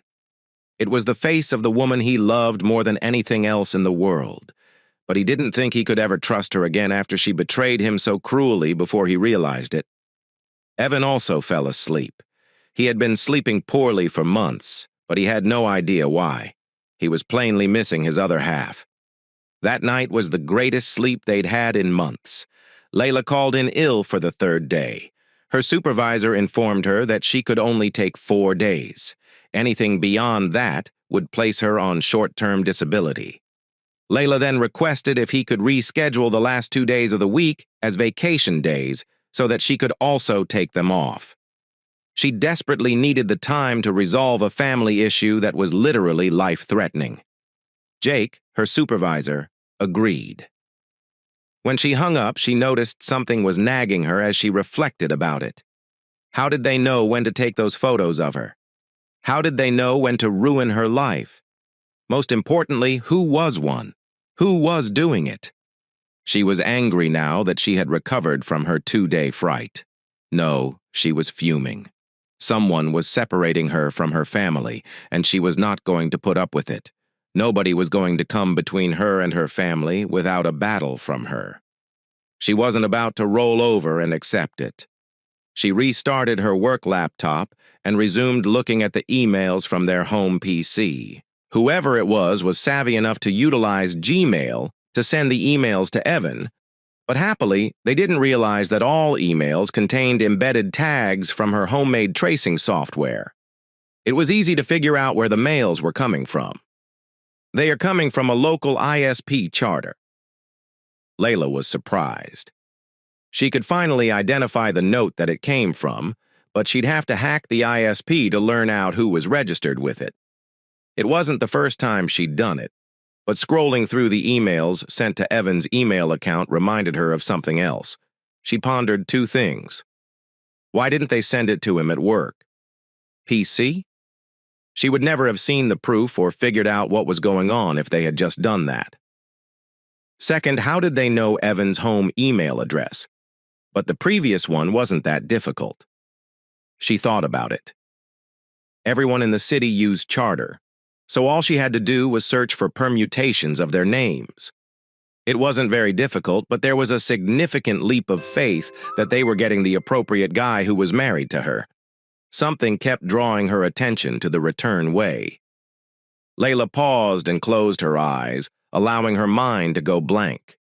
She always did this when she needed to figure out what was on her mind. Wait, what was the email address again? Thought Layla. She opened her eyes and returned to the family PC screen. She concentrated on the from field. She looked at it again and found what she was looking for. The emails came from Zemo and me at closedpdxgmail.com. Wait, mooning lost child? No, Moonchild. It is supposed to be lost. That was the moniker we gave Regina in school. We always assumed she was born in the 1960s based on her fashion sense, so she's the missing Moonchild. It's Regina. Why would Regina be doing this? Why would Regina try to take advantage of me? What have I done to her to cause her to want to do this to me? Layla reflected on this. She glanced at the screen, letting it make up her mind for her. Layla swiftly compromised the local ISP. Layla obtained the information she was seeking. Regina's address was the one used to reach that node from her apartment. Layla was now certain that she knew who was sending her husband the emails. But why? What did Regina stand to gain? Layla. I suddenly wondered about a long-forgotten memory. Hit her. Layla. What are you doing tonight? Regina inquired quietly as she sat on Layla's bed, watching her friend get ready. Evan has the night off, and I don't have any study groups, so let's do something. He's purchased us some tickets to see the new romantic film. I know he doesn't like those types of movies, but he knows I do, so I get him off while we watch it. I get to watch the movie, and he gets to feel like he's learning something from it as well. Layla responded with a sly smile. I wish I could find someone like him. He's so cute. Regina sighed. I just wish I'd gotten him first. I apologize, but I do not share. But Evan is still out there. You just need to go find him, Layla remarked, beaming at her pal. True, but he will still not be Evan.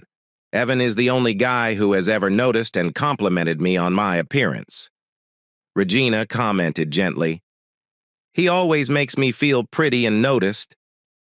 Well, when you find the right guy, it doesn't matter what he looks like. You'll just care that he's yours. I kissed a lot of frogs before finding Evan.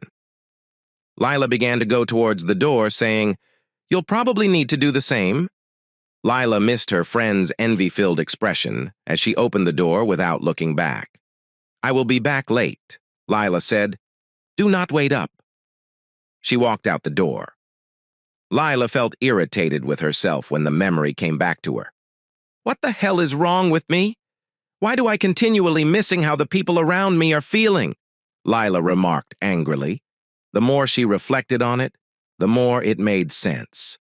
Regina was in love with Evan back in college, but she never pursued it. Now she's acting on it, hurting my family in the process. With so many reporters about, I'm sure I never noticed if they were recording or photographing me. Now I know who has been setting me up. So now I'll have to go mend someone's little red wagon, Layla remarked angrily. Layla was so upset that if Regina cast her Evan, she considered killing Regina. Lila recognized Regina was simply attempting to put herself in a position to pick up the pieces after Lila's divorce. But Regina didn't realize Evan would also blame her for the breakdown of his marriage to Lila. But Regina didn't realize Evan would blame her for exposing Lila to all of this, as well as keeping her out and encouraging her to cheat. Lila thought Regina was probably having wild ideas about running off with her husband and leaving her and the kids behind. Lila knew she'd die if she let that happen. Lila ran out to her car, threw her PC and its bag in the back seat, and drove to Regina's. Layla was aware that Regina had attended a party the night before and did not have another model shoot until the weekend, so Regina should be in bed or just getting up. Lila rushed up to Regina's apartment and knocked loudly on the door. As she did so, an idea struck her. She might kick Regina's buttocks, but without any evidence, she couldn't defend her innocence. But if she applied her brain, she might be able to solve her problems. "Hello, girl." "What up?" "We missed you last night, Carlton. Scott, Zach, and Corey asked about you. You know they enjoy watching you shake that moneymaker," Regina added as she opened the door with a tired smile. "So I need to spend some time at home with the old ball and chain. Hey, let me feed the meter and I will be right back." "I wasn't sure if you were awake yet," remarked Lila. She dashed away, returning to her car. She examined her purse till she discovered what she was looking for. Lila always had a little digital recorder about her. She was never sure when she'd need to record something. Lila also took a USB thumb drive with a few items on it that she planned to use. Lila swiftly returned upstairs, packing everything into her jeans pocket. As she approached the door, she noticed Regina had left it open a crack for her. "Hey girl, I'm back," Lila announced. She closed the door. "So, what would you like to do today?" Regina, speaking from her chamber. "I took the day off to spend with you. I thought I'd go acquire a new dress. Maybe something to impress the boys that they hadn't seen before," remarked Lila, scowling but speaking sweetly. Sounds fun. Let me take a short shower." "I know exactly where to go," Regina said. "Can I use your PC to check my email quickly?" asked Lila. "Sure," Regina called out from her bedroom. "The laptop is on the table." Lila then heard the shower begin to walk closer to the table. Lila turned on the laptop. She attempted to check Regina's email but discovered that it was password protected. She checked the hard drive and discovered a folder that she couldn't open, not having enough time to work in depth. Lila installed a special keylogger on Regina's computer so she could look at it later. Lila then downloaded a copy of LogMeIn Pro from the LogMeIn eCom website onto the laptop. Normally, the professional copy is expensive, but new installations included a 15-day trial copy. Lila was certain her marriage wouldn't last another 15 days, but she wanted a few qualities such as, so if the PC in issue had all or wake on land, she could activate it remotely. Luckily, Regina's did. Another feature of LogMeIn was its ability to transmit files fast. Lila also programmed her applications to work in the background on Regina's computer to crack her passwords. However, if Regina checked the hidden file, the keylogger would obtain the password, which she could later restore, and the programs would terminate. Regina exited the bedroom just as Lila had closed the lid. Regina was dressed in a tight green blouse and black slender jeans that precisely fit her rounded hips. Lila didn't feel dressed like Regina. She was wearing loose pants and a slightly baggy brown button-up shirt. For whatever reason, wearing that manner no longer appealed to her. As they approached the door, Lila noticed Regina's attire and pondered why she was so keen to ensure that other guys found me as appealing as they did her. I wasn't going to let them take a shot at me, and because of that desire, I might just lose Evan. And he was the only person I'd ever wanted to see me that way. Lila recognized Regina could act. She was constantly on the search, since she owed no one anything. However, Lila recognized this every time she left the house. Everyone anticipated Regina would behave in this manner. She was on the hunt. Evan was upset at first, but he attempted to keep it hidden. Later, when he was certain she was cheating, he gazed at her with disdain as she contemplated it. Lila had no idea why she was so desperate to have her way, even if it meant losing her husband's respect. But if she could get out of this, Lila promised herself that she would never put herself in a predicament like this again. Lila made sure to palm the recorder as they sat in the food court, despite the fact that she knew it had a noise-canceling mic. She didn't want to risk not working. She attempted to keep her hands between them while they spoke. "Hey, Regina, do you remember the night Marcus and Stephen followed us up to your apartment? He kept attempting to touch me, so I had to injure him to get him to stop so he understood I wanted to be alone. What occurred after I kicked Marcus? To make him leave me alone and stop attempting to touch me?" asked Lila. Marcus responded, "Girl, you have no idea what you've missed. You kicked him hard enough that he could taste his kidneys. He merely wanted a quick kiss, but he claims you hit him like a mule. But I did kiss him. Where? You kicked him and made him feel better. Then I kissed him even lower." Regina smiled as she recalled Marcus and Stephen taking even greater care of her. "Yeah, but I wish I'd kicked him while wearing heels. I told him when to stop, but he refused to listen." Lila responded, "My God, girl in heels, you might have killed him. You've already left a horrible bruise when you kick him in the groin." As it was, he couldn't work for a few days until the bruise subsided. Regina laughed. Lila laughed with her, but her insides were still boiling. "So, do you want to go out with me tonight? Some of the items you chose would look great on you, not to mention that the underwear you purchased is quite skimpy." Regina replied, "You should wear that and give a hot guy a heart attack." "I cannot. I took today off from work, but first I need to address a few things, but I'll save those for a special occasion," Lila remarked with a smile. "Girl, you always save yourself for special occasions. Some of my friends worry if you like girls because you never let them touch you, but the ladies have had even less luck with you than the guys, so they don't know what to believe," Regina added, smiling. "Nope. I just love my spouse more than I want any stranger to touch me," Lila replied, smiling. After shopping, the two of them returned to Regina's flat. Excusing herself, Lila dashed home to return before the lads or Evan did. Lila kept the goods hidden and went about her cleaning. She went to retrieve the boys from the neighbors who were amazed she was home twice in 1 week. She let them help with dinner again, and when Evan arrived home, they were sitting and talking. "Hello, honey. Was that all?" Lila spoke gently. "Hello, was that all?" Evan spoke as he strolled around the kitchen. Lila recognized he was still upset, but this was the first time he spoke something without a double meaning. It was a modest beginning, but it was a start. "If you clean up, the boys and I will have dinner ready," Lila replied quietly. Evan grumbled as he stood up to wash up. Dinner was enjoyable, but as soon as it was finished, Evan began washing the dirty dishes and headed into the garage. Lila heard the door lock when he closed it.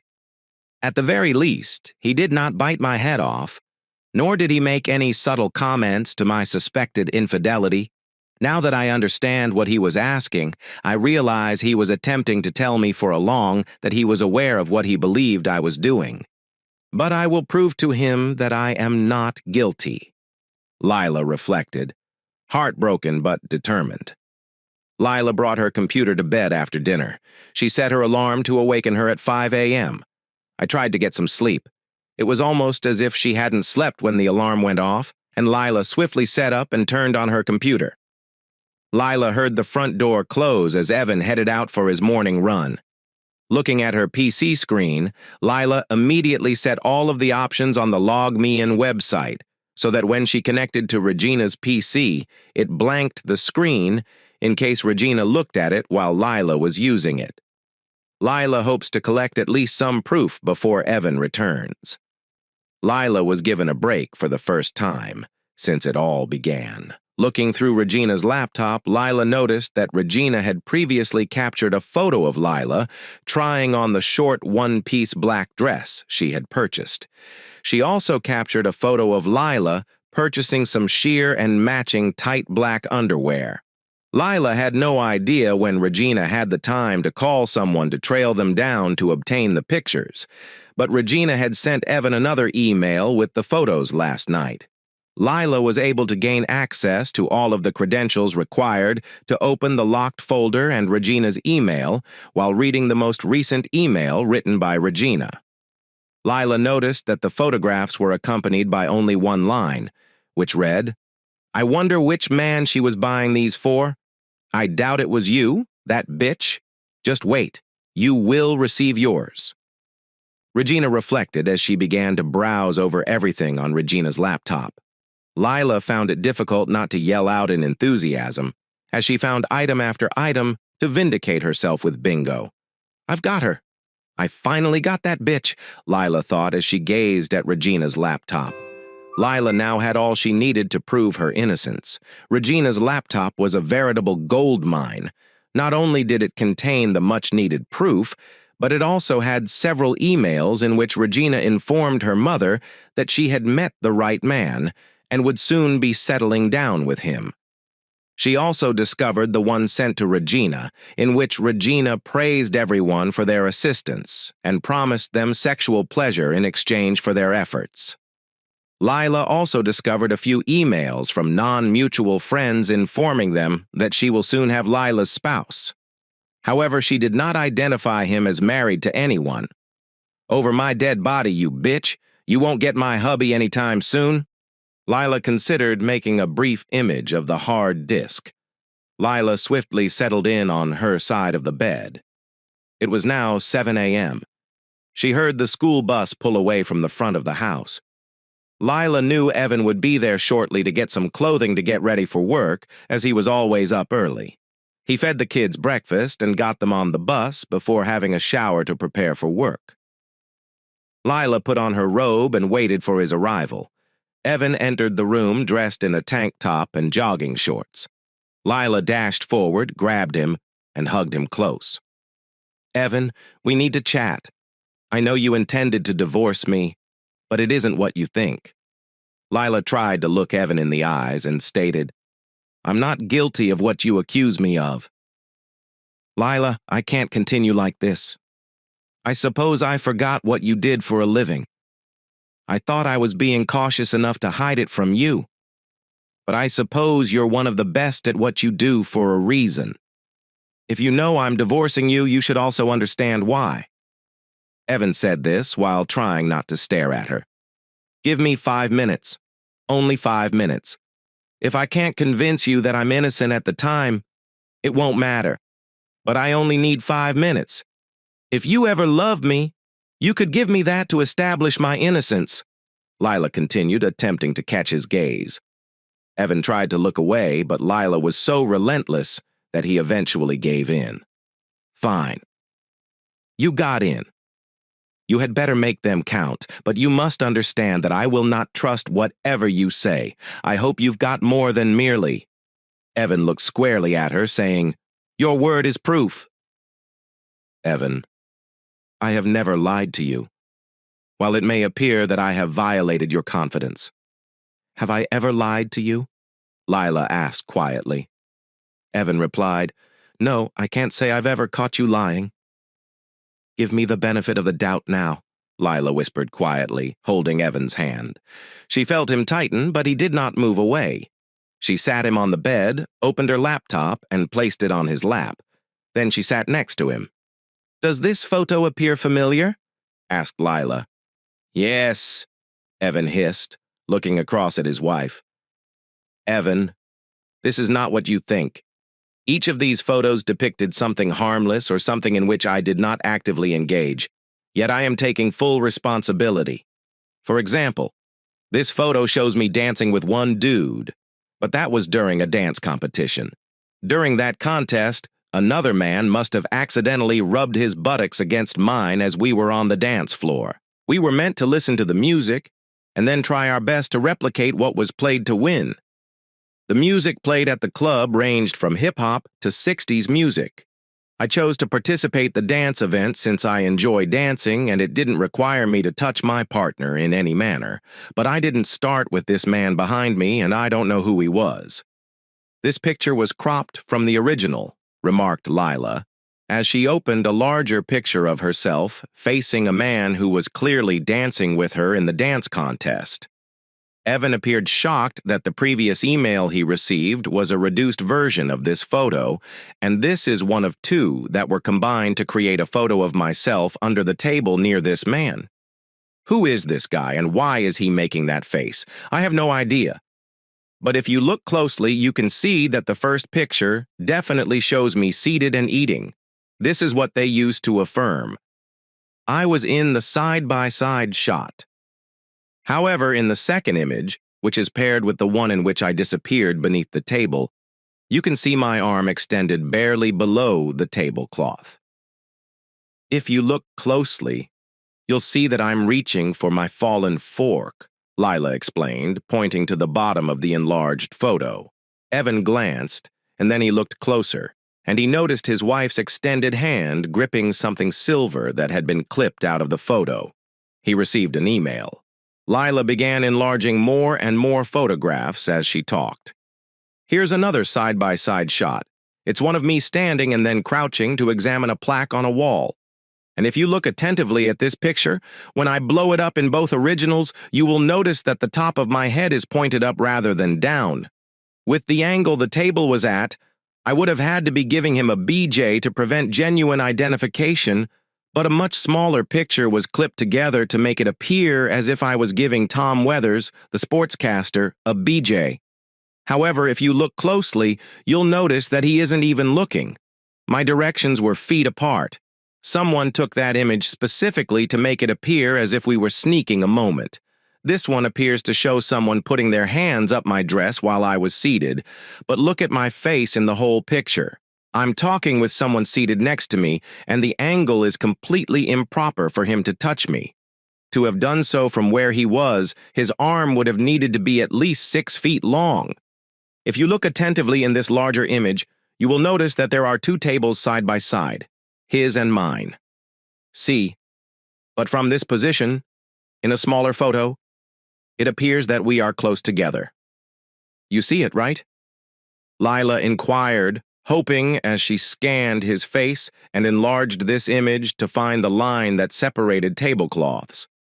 Evan focused more on the images than on his wife, and then back to the pictures. But I hired a pie, and he showed me similar stuff. Even when I initially received these images, I didn't trust them. So I hired someone, Evan explained as he gazed at his wife. Evan began to sense something and desperately gripped onto it, believing it would save them. He hadn't realized that Lila had already spent 10 minutes going over each picture, demonstrating how they weren't what they appeared to be. She could even explain the one where the man appeared to be kissing her with his hand on her knees. However, if one looked closely enough at the enlarged image, her head was further back in the silhouette than that of the man looking to see whether she was all right. Even if he had noticed, she exceeded the agreed-upon time limit. Evan was not inclined to confront her about it. He, too, wanted to hear the replies. Everything he thought was wrong with the marriage was now coming undone, and he wanted to fix it at any cost, if that was even possible. Did you hire Spencer Gilbert? I could be fired for telling you this, but I am now fighting for my marriage. Spencer is someone we use to conduct investigations. Just so you know, he didn't give me your report, but I saw enough to know he was following me. But the clip you showed me of me looking like I had just had sex was not what you expected. It's not even close, Lila whispered softly as she played the recording of her afternoon with Regina. Evan gazed at her, surprised. I hate to ask, but how do I know you didn't fabricate things to make me feel it was all innocent? How do I know this? Evan retorted. It suddenly occurred to him that Regina might be assisting Lila in covering up her deeds. If that was true, the consequences were far harsher than when he suspected Lila was cheating. It was as if she could tell him anything, and he would believe it no matter how outrageous it was. Well, 2 reasons. You saw how alcohol destroys my sex drive in that video. All I wanted to do was lie down, as Regina remarked when I went in. Marcus tried something and I kicked him. I aimed for his crotch but missed. He only had intercourse with Regina. The clip shows them high-fiving each other after double-teaming her. I was just waking up after falling asleep on her couch. What you saw happened as we left her flat. Also, which computer do you believe we've been gazing at for the past hour? Lila inquired, her gaze drawn to her husband. Evan expressed skepticism. No. Regina's. She sent you these emails about what I was supposed to be doing. She had all of the original photos that I needed to resize to show you everything. Otherwise, if I tried to show you the reality, your photographs would have been severely pixelated. She resized it when she emailed it to you, Lila replied quietly. She then minimized the web browser and demonstrated that it was connecting to Regina's laptop from hers. She then gave him a few more files to establish they were looking at Regina's laptop. Evan could then see where the originals of his photos came from. But why? What does she stand to gain by splitting us up? Asked Marcus. I saved a duplicate of her hard disk, but the email she wrote to her mother should explain everything, Lila added. She then displayed multiple copies of Regina's mother's emails and responses to her for Evan to view. One of them even had Evan's picture attached, allowing her mother to see what her future spouse would look like. That bitch. She intended to convince me to divorce you so she could have me. Why did she assume I'd end up with her? I wouldn't have touched her with another man's instrument if I suspected she helped you cheat on me. I mean, when it appeared that you were cheating on me, Evan swiftly corrected his assumptions. He jumped up and began pacing. He nearly saved her laptop from hitting the floor. We cannot allow her get away with this. She was going to destroy us with a half-baked, poorly thought-out strategy merely to get me away from you. She made me distrust you. She made me despise you at times. I didn't want anything to do with you because she led me to assume you were cheating. I even had STD testing done. You understand how awkward that is when done with our family doctor. And he knows I am doing it because I thought you were cheating on me. No, she is not getting away with it. Evan exclaimed, She's going to. But Lila stopped him by standing and placing her palm on the side of his face. Evan, we cannot allow her to destroy us like Way. She tried but failed. I never breached my commitments to you, and I would never let anyone do anything to jeopardize them. I assumed I was simply having fun with a friend and meeting new people, but I never once considered cheating on you. But now I realize she was using that desire to draw me away from you. It was my fault. However, given my drinking habits, I may have accidentally breached my vows. However, you went so far as to seek your own independent proof rather than trusting hers. And I still painted myself in a negative light. These were entirely my acts, not hers. So while I didn't do anything wrong, I should have considered how what I was doing appeared from your perspective. But what will we show if we pursue her in order to exact revenge? That the two of us may pick on one depressed woman who has nothing better to do than make others miserable? Lila asked quietly, holding his cheek with one hand. You've always been too good for me. You're a far better person than I would have been in this situation, Evan whispered, tugging his head down. Lila started kissing him. No, I have extremely horrible breath right now, and I really need a shower after my run, Evan answered, attempting to stop her. Lila added, I now have my husband back, and you could be dipped in manure, and I'd still try to prove I love you, as she kissed him fiercely and dragged Evan backwards towards their bed. As Lila laid back on the bed, Evan gently adjusted her robe, his hand resting lightly on her shoulder. He couldn't help but smile, remembering how much she enjoyed unwinding and relaxing at the end of the day. It had been much too long since they'd had such a tranquil moment, and Evan was eager to reconnect with his wife. Lila breathed a gentle, satisfied sigh as Evan hugged her close. He helped her sit up briefly, carefully removing the robe so she could feel absolutely comfortable. "We're not wasting any time." He swiftly set aside his personal belongings, eager to experience the peaceful, soothing familiarity they had both craved. Evan took his time, attempting to slip as gently as possible into her. It had been a while, and she was snug, but Evan thought it felt great as he did it. Evan leaned back to view his wife's face after he had fully planted himself within. He liked the look of intense concentration that hung over it. When he did this, Evan realized she had a solid grip on his arms, her attention and intensity mirroring his want to be with her. He recognized they had avoided any buildup, but it seemed pointless. Her look was full of eagerness and fire. That says it all. Evan tenderly laid his forehead against hers while they moved in perfect harmony. Lila adapted to match his pace, her presence radiating warmth and a connection that felt both powerful and completely natural. Lila could sense an increasing intensity within her, and it had been a long time since she had felt anything like this. She reached up and pulled Evan closer, their eyes meeting, and as they kissed deeply, her hands found his chest, stroking lightly against his skin. She understood just how to connect with him on a deeper level. She gently pressed her fingertips across his chest, knowing he'd respond. Evan exhaled sharply when he felt her contact, and his movements became more focused and intense. He had intended to focus solely on her, but their bond sparked something unexpected, bring them closer to the edge. Together, the rhythm changed, strengthening with mutual understanding and nonverbal communication. Lila felt carried away by an overpowering rush of feeling and relief. She gripped Evan hard, her movements mirroring his, as they reached their climax together. The room was filled with the calm sounds of their breathing and the soft rustle of movement as they held one another tight.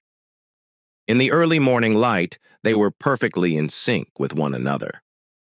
After they were finished, Evan nearly collapsed on the bed next to his wife to catch his breath. He quickly rolled over and drew her into his arms, holding her while she nuzzled his chest and felt safe in his embrace.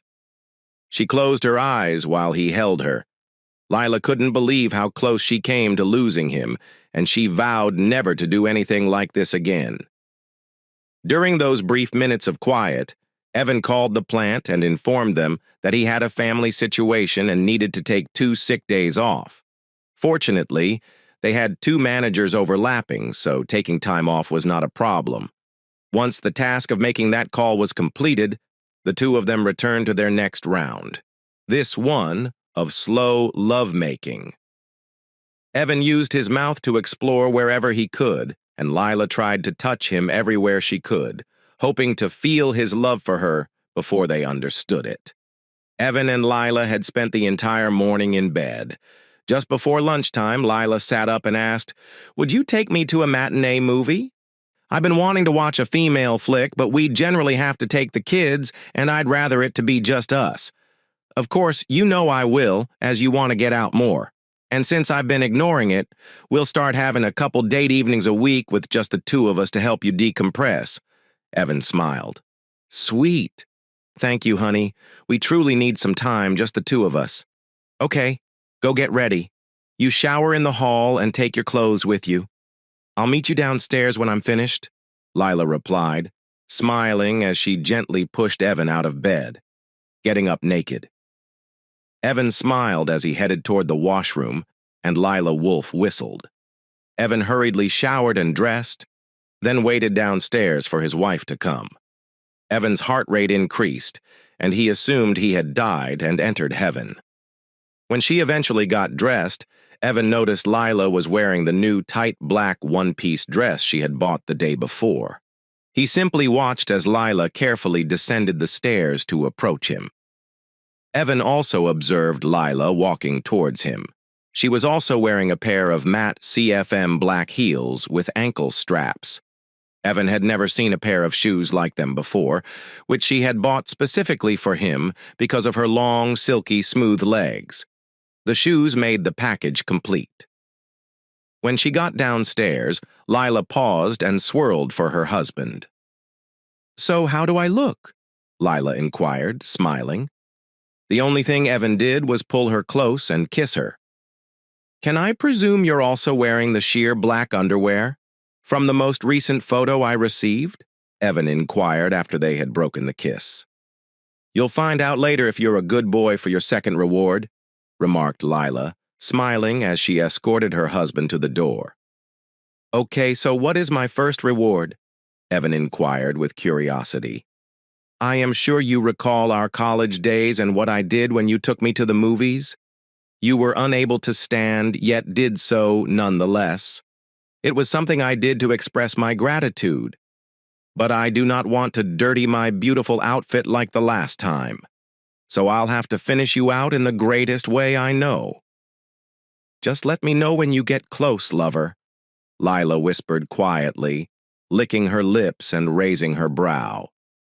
Then she unlocked the door and stepped outside, watching his wife sway hips in her new dress as she moved to the car. Evan knew he was going to like all of the surprises today. A month later, they were eating supper as a family again, and Lila mentioned in passing, "I heard Regina had to move back to the coast to be near her family. I heard she got into some problems or something." Evan hissed, "This could not have happened to a nicer person." Then he began talking about something else.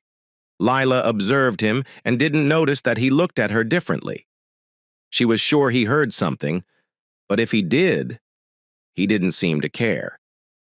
Since she began working from home 2 days per week, she became more interested in her boy's life. Lila had originally intended to be the bigger person and let things go. Regina, on the other hand, had nearly wrecked her marriage. She came close to destroying Lila's most precious possession. That nagged her, and she had to answer. As a result, Regina discovered something that most people who fall prey to hackers learn quickly. If someone steals your account information and social security number, as well as your host, the amount of harm they may cause in a short period of time is astonishing. Except for those whose job it is to discover such things, it appeared that someone had altered Regina's IRS returns for the previous 10 years to show that she had been overpaid and claimed 2 dependents that she did not have. The IRS calculates penalties based on the commencement date of the overpayments, which is done daily. Regina should have been able to pay the fines with her modeling earnings if she had chosen not to fight. But somehow, all of that money had disappeared. It appears that someone cashed in all of her investments and donated the proceeds to the Innocence Project. That group received a large donation in Regina's name to help wrongly accused persons get out of jail. Even the 2 concealed Swiss bank accounts in the Cayman Islands were drained by the same criminal. Then, all of Regina's credit card information was released to a 0-day IRC channel, which quickly maxed out her cards. Hackers use 0-day channels to exchange fresh credit cards for other digital currencies on the internet, such as information or other hacking tools. Lila received various new tools to practice with for her profession. By the time Regina realized what was going on, several hefty charges had been filed in her name, which she would have to defend in order to get out of. Following that, the local health department discovered Regina had genital herpes.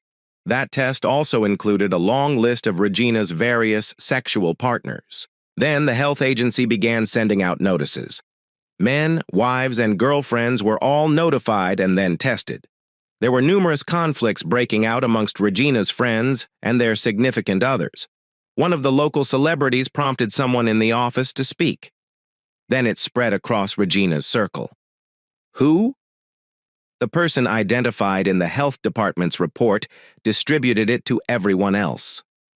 The last thing Layla did was send an email. She bounced off so many servers that no one could trace it back to her. Layla then created an email account using a PC. She slaved in Ukraine solely for this goal. She then erased the account. The email stated that it was brief and to the point. The next time you desire someone's husband, make sure you don't exploit their chosen profession to screw them over and then act foolish with it. Layla was certain Regina knew it was from her and that everything that happened was due to Layla's actions, but there would never be proof that Layla did it. When Layla looked around at her family, she smiled. She was not going to give this up for anyone and would fight tooth and nail to keep it. But the next time someone messed with her or her family, Layla realized she wasn't going to be as gentle about dealing with it. If Regina ever did this again, then Layla intended to respond in a really horrible manner. Here's the next story. She was breathtakingly lovely, and I wanted her. I desired her. I could even claim that I would kill for her. 5'5", 120 inches, 36x 22x 35. Brown eyes, blazing red hair. When she was approaching, I couldn't take my gaze away from her. She understood what she had, and she was aware that every male in the building wanted her. Constance Frederick worked as a secretary, where I work under different and more favorable circumstances. I wanted to attack her right away, but I was unable to. As much as I wanted her, I had to behave. This lady was married, but I couldn't. I did not want to touch another man's woman. It wasn't about morality, ethics, or anything like that. It was simple. I could never do to another man what had been done to me. It hurt. Even 3 years later, it still hurts. This doesn't really make sense, does it? On the one hand, I claim that I am willing to death for her, while on the other, I declare that I will never marry another man's lady. I don't have to make sense. I am human, and I have flaws just like everyone else. It was Wednesday evening, and everyone had stopped at Antonio's lounge after work for a drink or two, as had been customary since before I started working at Cambridge Enterprises. It was just Wednesday, and no one could explain why it was Wednesday rather than Friday.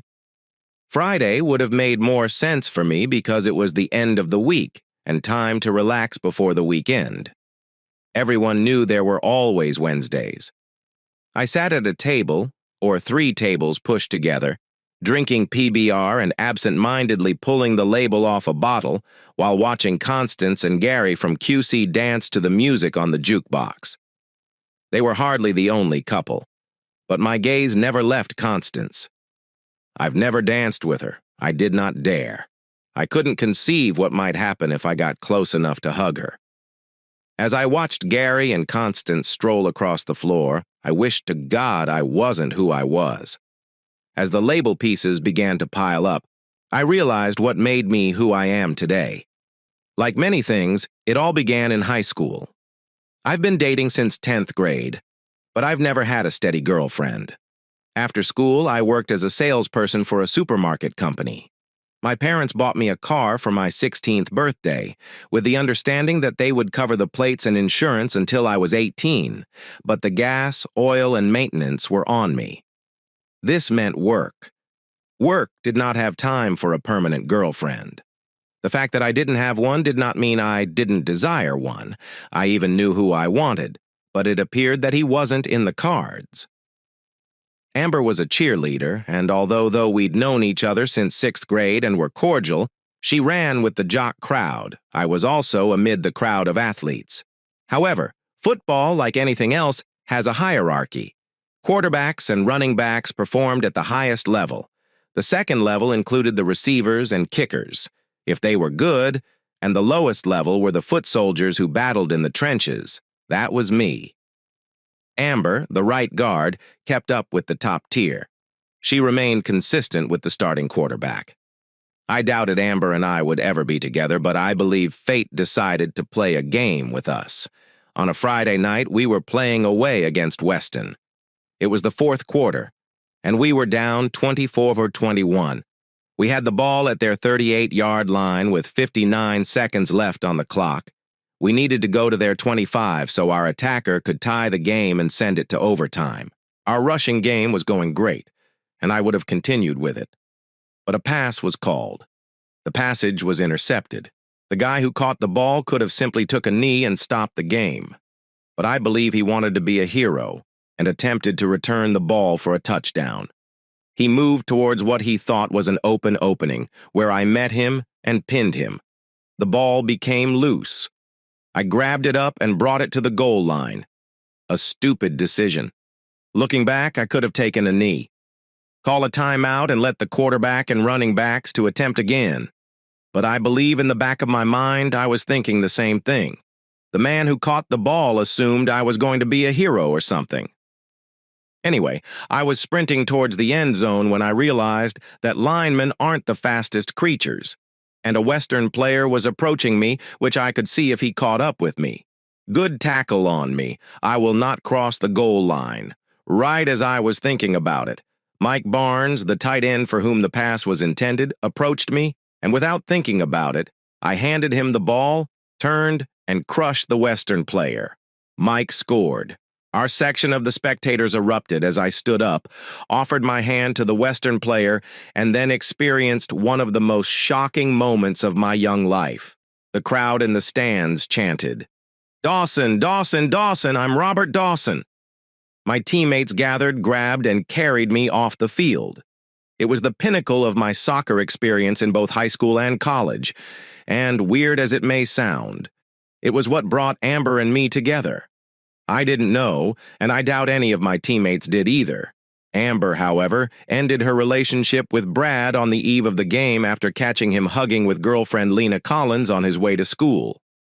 Amber sat next to me and asked whether I wanted to attend to the victory celebration.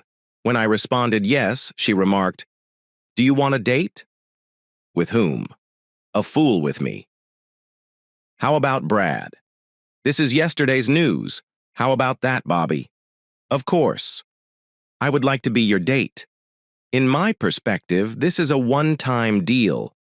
She no longer had a regular place and did not want to attend a party alone, so she accompanied the man of the hour. Don't laugh. You know you had an ego as a teenager. We had a nice time at the party, and she snuggled close to me as if I were her only one. I assumed it was to piss Brad off, but I was startled when I took her home and she inquired what I was doing on Saturday. I work on Saturdays. I understand, but what happens when you stop work? I do not have any plans. I don't have one either. Would you like to get together and find something to do? That is how Amber and I became a couple. As a normal, naive youngster, I assumed Amber and I would be together forever, so I was astonished when she announced one evening that she wanted to date other men. Bobby, you will still be my main boyfriend. I just want to see somebody else. Sometimes. When I gazed at her, various thoughts raced through my mind. I finally got ready. Amber, I don't own you, so I can't tell you what you can and cannot do. Do you wish to date others? You are welcome. Lord knows I will not intervene. Goodbye. Amber. I got up and left. The next day, her father came over to where I was working and started yelling at me for leaving his poor daughter alone. I needed to get out of bed and go grab her. Maybe next time she'll be wise enough to break up with her lover when he brings her home from a date, rather than in the middle. This silenced him, and he exited the store. Hurt. It nearly killed me. My sweetheart has turned his back on me. She contacted me several times in the next 2 days, but I simply hung up. Fortunately, it occurred a week before graduation, and there was so much going on that I didn't have time to dwell on the situation. After graduation, I began working full-time at a store. Amber had gone east to spend the summer with family, so I didn't have to deal with her presence. I finally looked about and began dating again. I caught Paul in between the guys, and we decided to spend the summer together. We both knew it wasn't going anywhere because she was moving east to college, and I was remaining home to attend State University. My final date with Pauline before she left for college was, weirdly enough, the highlight of my summer. It was a Saturday and I had to work, so we decided to meet for dinner at Try Quirky and then look for a few parties. I stepped into the restaurant, and Amber was the first person I noticed. She grinned at me from behind her menu and raised her hand to wave at me. I believe she was surprised when I ignored her and walked by her to the rear booth. Pauline arrived just a few minutes after me, and I noticed her nodding to Amber as she passed her. She sat down next to me and turned to kiss me. As I leaned in to do so, I noticed Amber watching. I kissed Pauline. Then we picked up the menu and began reading. Twice while we were eating, Amber walked past us into the ladies' room, and I could swear she wasn't peeing.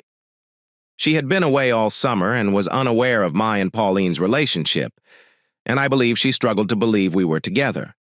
We finished supper, and Pauline mentioned that she had called around and discovered that the party was at Marcia Moose's. She contacted Marcia and learned that they were waiting for us, so we went there. Marcia's parents were cool and trusted her, so when they went to Vegas for the weekend, they told her she could have a party. When we arrived, the furniture in the living and dining areas had been emptied to make room for a dance floor, and the party was in full swing. We had been dancing and talking for a few hours before the shouting began. "Find a room, you two. Find the back seat. Clean it up, boys." This party is classified PG, and Paul said, "Great idea, stud." "Are you ready?" "Damn correct, gorgeous woman." As we turned to go, I noticed Amber standing off to the side, looking at us with a sad expression on her face. Pauline was out of town, so I spent the week before classes began taking care of business. I spotted Amber at freshman orientation, but didn't approach her because we were both business majors. It seemed unavoidable that we would end up taking many of the same courses. We were so close that avoiding her was pointless. Even so, all I did was nod hello as I passed by, between my job and school. I didn't have much time to date during the first several weeks, but after things settled down, I began looking. There were a few girls I knew in high school, and some of them, like me, had their sweethearts leave to study somewhere else. I didn't know if their relationship had ended until I asked them out. The first person I invited was Beverly Aberg. She agreed to the date, but by the end of the night she had made it apparent that she would only ever be a fun couple. Kenny Parks was still her primary person, and he would visit on weekends, holidays, and vacations. If I can deal with it. She doesn't mind dating on occasion because she and I were both honest with each other. I enjoy having sex, so I'll hunt for a girl who does as well. If it is not difficult for you, I am willing to continue dating you. She grinned, extended her hand, and said, "Deal." We shook hands, and I continued to visit Bev in between my other dates. Nancy Wilde was the next to speak, and she stated unequivocally that Jason was no longer alive. We dated numerous times, and on the 5th date, she made love.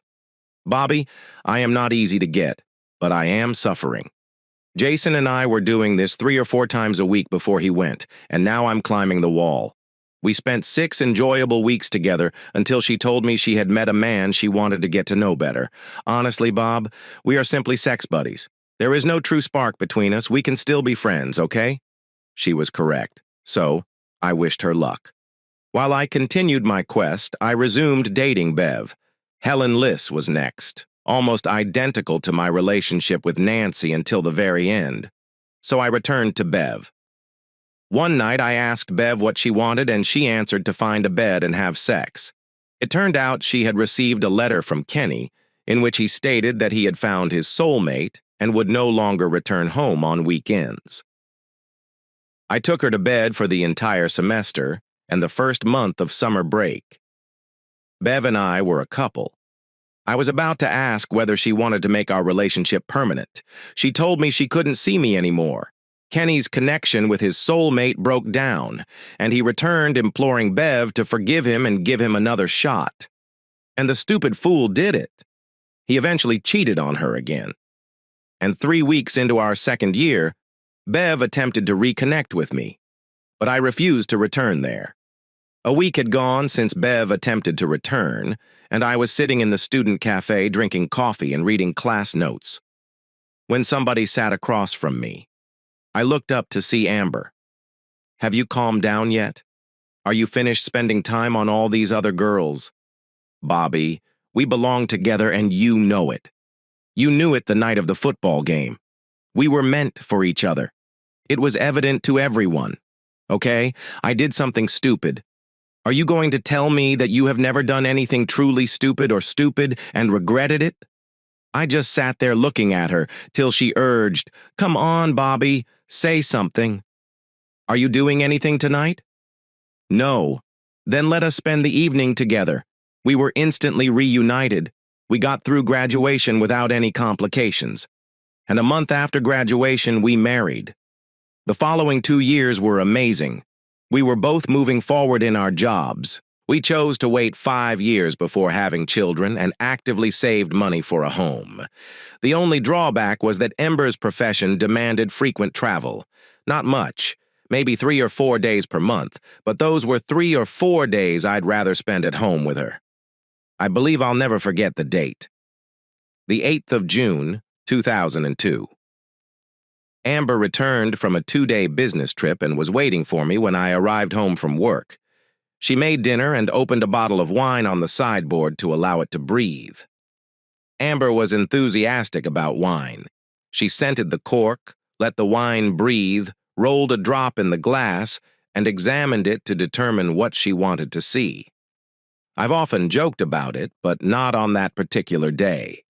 She appeared to have planned a beautiful evening, and I didn't want to disrupt it. She served dinner and poured the wine. We rarely talked while eating, so the silence did not disturb me. We finished the dinner. I filled us glasses of wine and waited. Normally, at this point, she would announce that dessert will be served in the bedroom. But this time, she responded, "We need to talk." Bobby. Of course, my beloved. What about this is difficult for me? Bobby and I tried to figure out a better way to do this, but I couldn't. I just have to state it straight. I want a divorce. This caught me by surprise. I did not detect any issues in our marriage, but it dawned on me. "Sorry," I murmured, standing up and hurrying to the restroom. I kept the door open so she could hear my tears. Effectively, not really, but I believe I portrayed it rather effectively. It dawned on me that Amber must be with another man, as I could account for all of her time except when she was working. He had to be her co-worker. I knew 2 other people who went through the same scenario, and both said they wished they had some evidence to present in court. If they had this, they would be in a better financial situation following the divorce. I used my fictitious trip to the restroom to collect the tape recorder I was using for notes from my briefcase. I went back to the table and sat down. He took a sip of wine and apologized for that. It was a shock. "Why? What have I done?" "You did nothing, Bobby. It is not you. It's me. I just stopped loving you, that's it. I've just stopped loving you." "Who is he?" "It does not matter, Bobby. It matters to me, Amber. We've only been married for 2 years. And that is not enough for you to quit loving me without the assistance of another." "Who is he?" "It does not matter to you. Please accept it. Please, simply understand that I do not want to be with you anymore and let me go. I can't do it." "Amber, if you're going to destroy my heart and ruin my life, at least explain why. It is not because of you, Bobby. It is all due of me." "Who?" "Amber, who is he?" "Brian, Laddie's, your new employer. How did this occur?" "Oh, I see you 2 met during one of your work trips. Did you at least take protection to avoid bringing anything home?" "It was not like that, Bobby." "So, in that case, tell me how it went." We were having dinner with a client, and Brian was seated across from me. Our eyes connected, and there was a spark between us. After the client went, we sat and spoke for hours. We're soulmates, Bobby. We are intended for each other. It's funny. I seem to recall sitting across the table from you a few years ago when you said those exact things to me. In fact, your exact comments indicated that we were intended to be together, and you are aware of this. You knew it the night of the football game. Do you recall that? Please, Bobby, don't make this any more difficult than it already is. Is he better in bed than I am? He is not better, just different. But it is not about sex. It is a matter of our souls being in tune with one another. How many times did you come home to see me after that? Only a few times, Bobby. However, it is not about sex. So, how do you view it? I've already hired a lawyer who is preparing documents for a divorce based on irreconcilable differences and property partition. And I'm not asking for alimony. When the doorbell rang, Amber responded, "I believe this is for you." I walked to the door and opened it. When Robert Dawson noticed a stranger standing there, he questioned. I said yes. He handed me an envelope and stated, "You have been handed the documents." I returned to the table and threw the envelope at him, adding, "You aren't wasting your time, are you?" It wasn't on purpose, but the envelope hit Ambro's glass, knocking it over and splashing red wine into her lap, perhaps damaging one of her favorite gowns. "Oh," I remarked, entering the bedroom. I packed a backpack with my belongings for a few days and proceeded out the door. "Where are you going?" "I walked away from your cheating ass and out the door. I checked into Marriott and requested a reminder call at 7 a.m. When the bank opened at 9 a.m., I was already there. I needed to see what Amber had left me. Amber's lawyer was probably not worth the money she paid him because he didn't tell her to complete her banking before serving me with the paperwork. Imagine my amazement when I discovered that all of the accounts remained unaltered. I instantly changed that. I left $2 in each account with $1 representing each year of our marriage. I went to another bank and opened a checking account with half of the money, then went to a third bank and rented a deposit box for the rest. I wasn't sure whether they could find out where I had accounts, but I didn't want to take the risk. I didn't believe they'd expect me to open accounts with 2 different banks. After all, we weren't discussing millions. It was only around $16,000. The next step was to go to work, where I informed my supervisor of what had transpired and requested a few days to settle things out. He instructed me to take the rest of the week and recommended me to our company's legal department for a recommendation for a divorce lawyer. Dave from the legal department told me that his brother, Chuck, was the person I was searching for and called him to set up an appointment for the same day. The next step was to Radio Shack, where I purchased 3 voice-activated voice recorders. I then returned to the flat, double-checking that Amber's car had left, and walked inside to retrieve the items I had left behind the previous night. While I was there, I positioned 3 voice recorders in locations where they could capture as much information as possible. I also removed the envelope off the table, where it was still resting. I read it over cake and coffee in the village while waiting to meet my lawyer. It was just as Amber described. Property is divided equally. Each side kept their cars, and she did not request alimony. My discussion with Dave's brother, Chuck, was insightful. I discovered that we live in a state with a no-fault divorce policy, but it is one of the few where you can sue for alienation of affection. He also stated that if the corporation were Amber and Lattice, there would be a policy and procedure manual with moral standards, and we could sue the company for failing to follow these guidelines.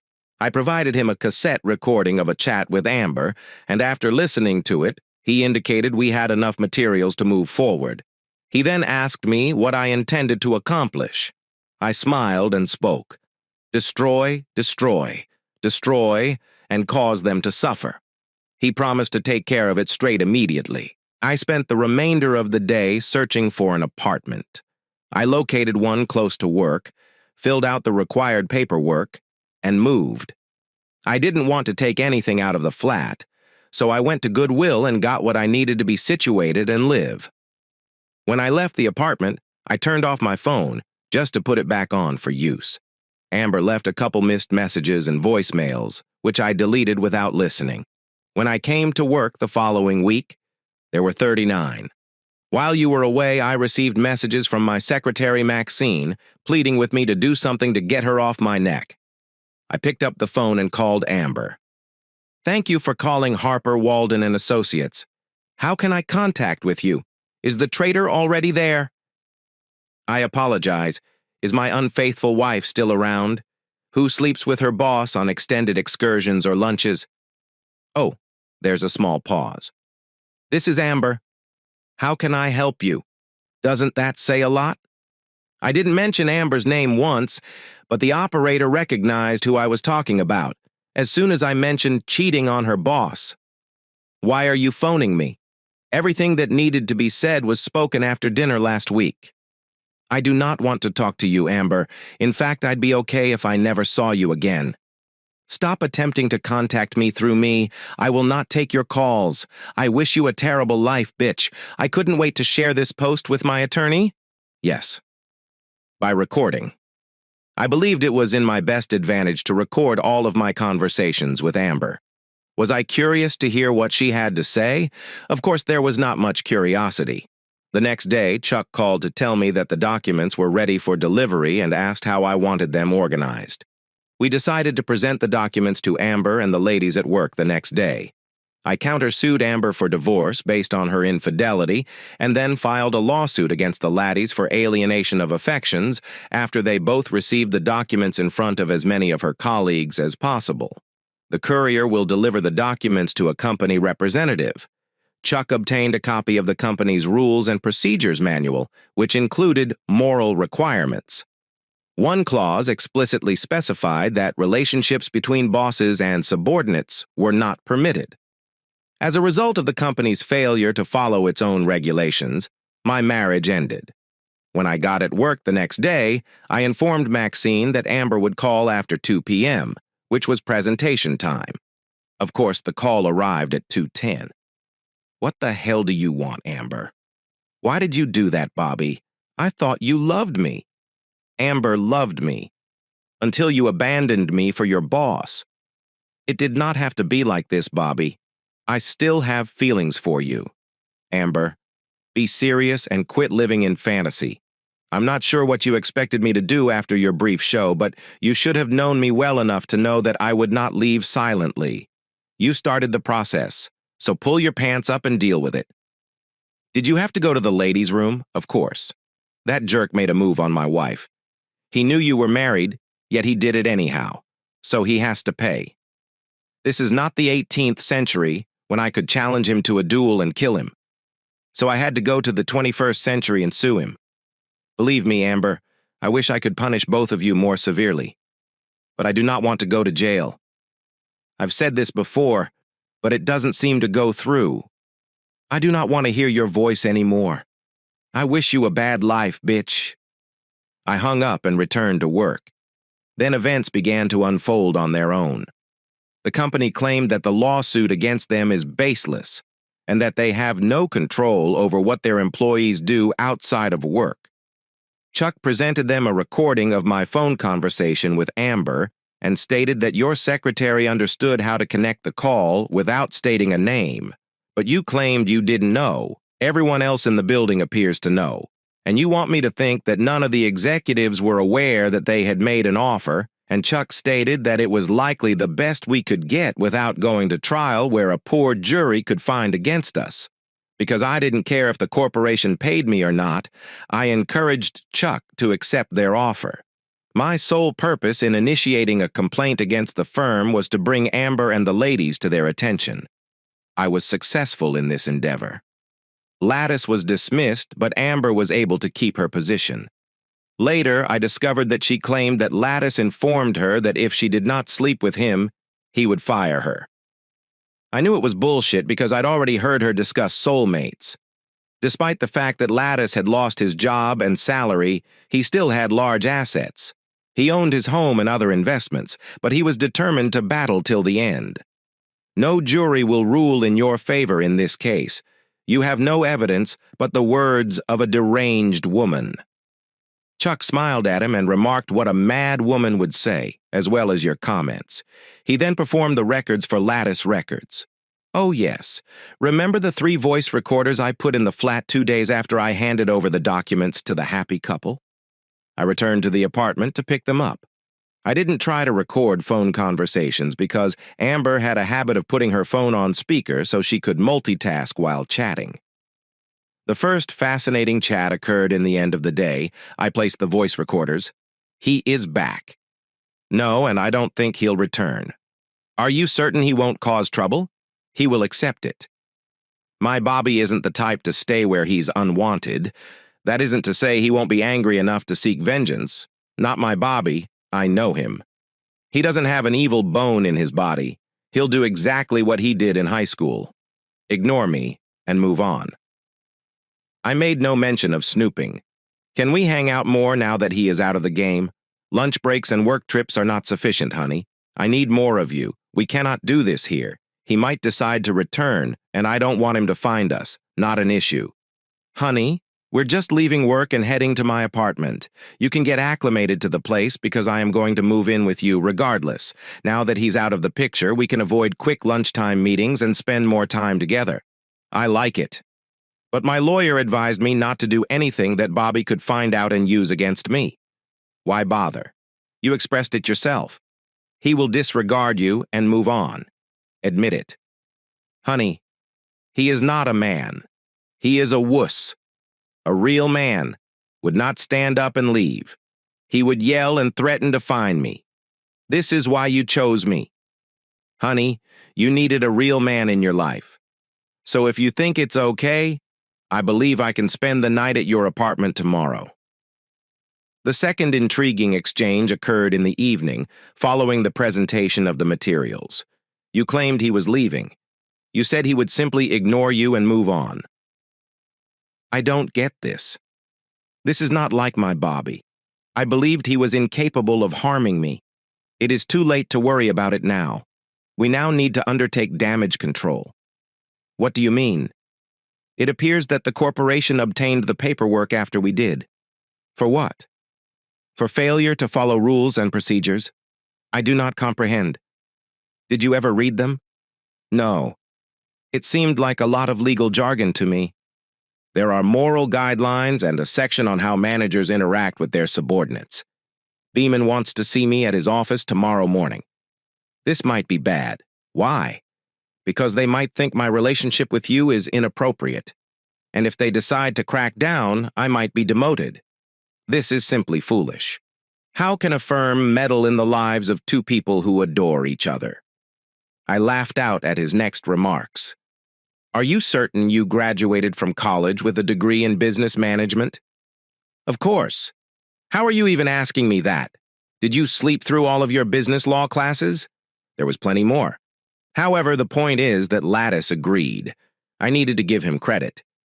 He informed Amber that he had threatened to fire her if she did not sleep with him on their trips together. And if asked, he would not deny it. This allowed her to keep her work when Chuck took his cut, and I still had $89,000 and an ex-wife in my account. Amber and I are still together. Lattice, still, I'm not sure, and I don't want to know, but I doubt it. 6 months after the divorce, Amber addressed me as Bobby. I made a major error, honey. I miss you. Can we meet and discuss this? No. Amber, how many times do I have to declare I do not want to see you or hear your voice again? So I hung up. So back to her, with her brown eyes and fiery red hair. We were at Antonio's, a pub near our workplace, and we went there every Wednesday night after work for a drink to unwind and talk about the latest management foolishness. There was a jukebox and a dance floor. Antonio's had live music from Thursday to Saturday, and someone was constantly throwing coins into the ATM. The girls I worked with loved to dance, so they were constantly dragging guys from their seats and onto the dance floor. I've done my fair number of dances with them, but I've never been the one to ask. If they asked me, I would agree. It's just my quirkiness. I'm guessing the majority of them were married, engaged, or had boyfriends, and I didn't ask other women for anything. It's not even a simple dance. The lone exception was Constance. If she asked, I respectfully declined, explaining that I had to leave because I needed to go somewhere else. It was 630. We'd been there since 5 p.m., and by 6:45 the throng was dispersing. Only Constance and I remained. When we all arrived, we pushed 3 tables together, with Constance sitting at one end and me at the other. When everyone else had gone, we looked absurd, sitting at 3 tables with so much space between us. I could have stood up, went to the end, and joined her. But I didn't. I was scared it would appear that I was trying to hit on her. It's hilarious. I knew it. But you need to comprehend.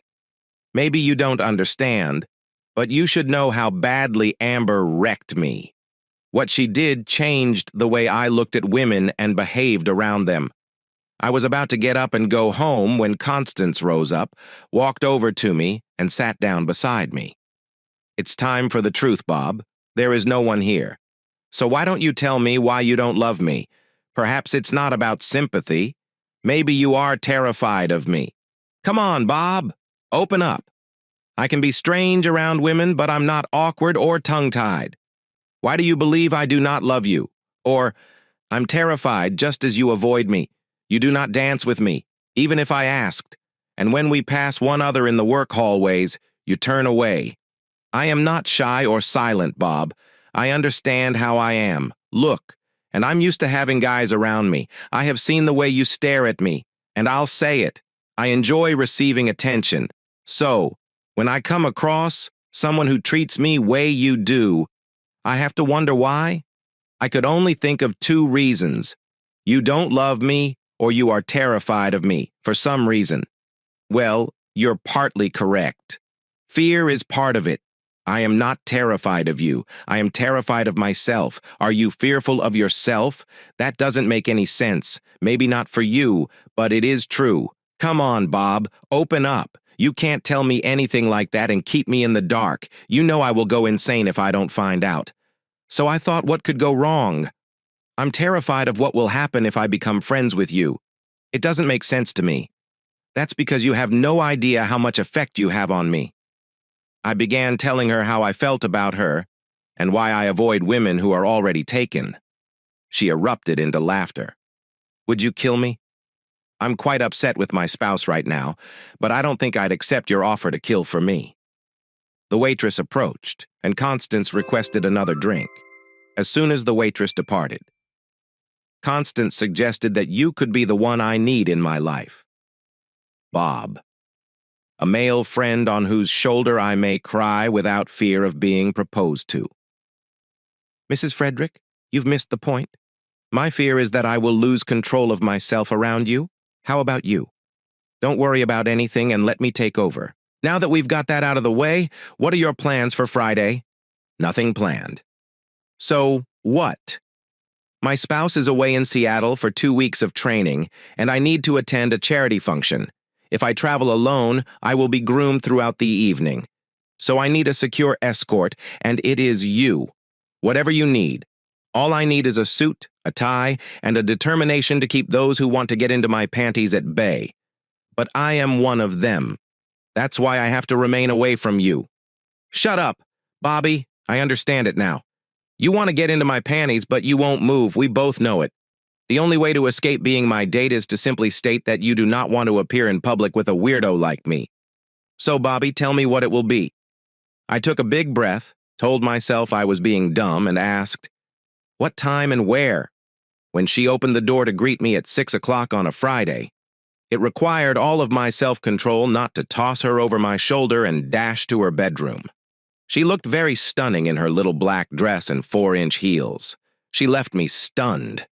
The ground is calling to Bobby. Come inside, Bobby. The sight of her pulled me back into reality. Damn it, dude. You definitely know how to improve a woman's self-esteem. The charity event featured a meal and dance.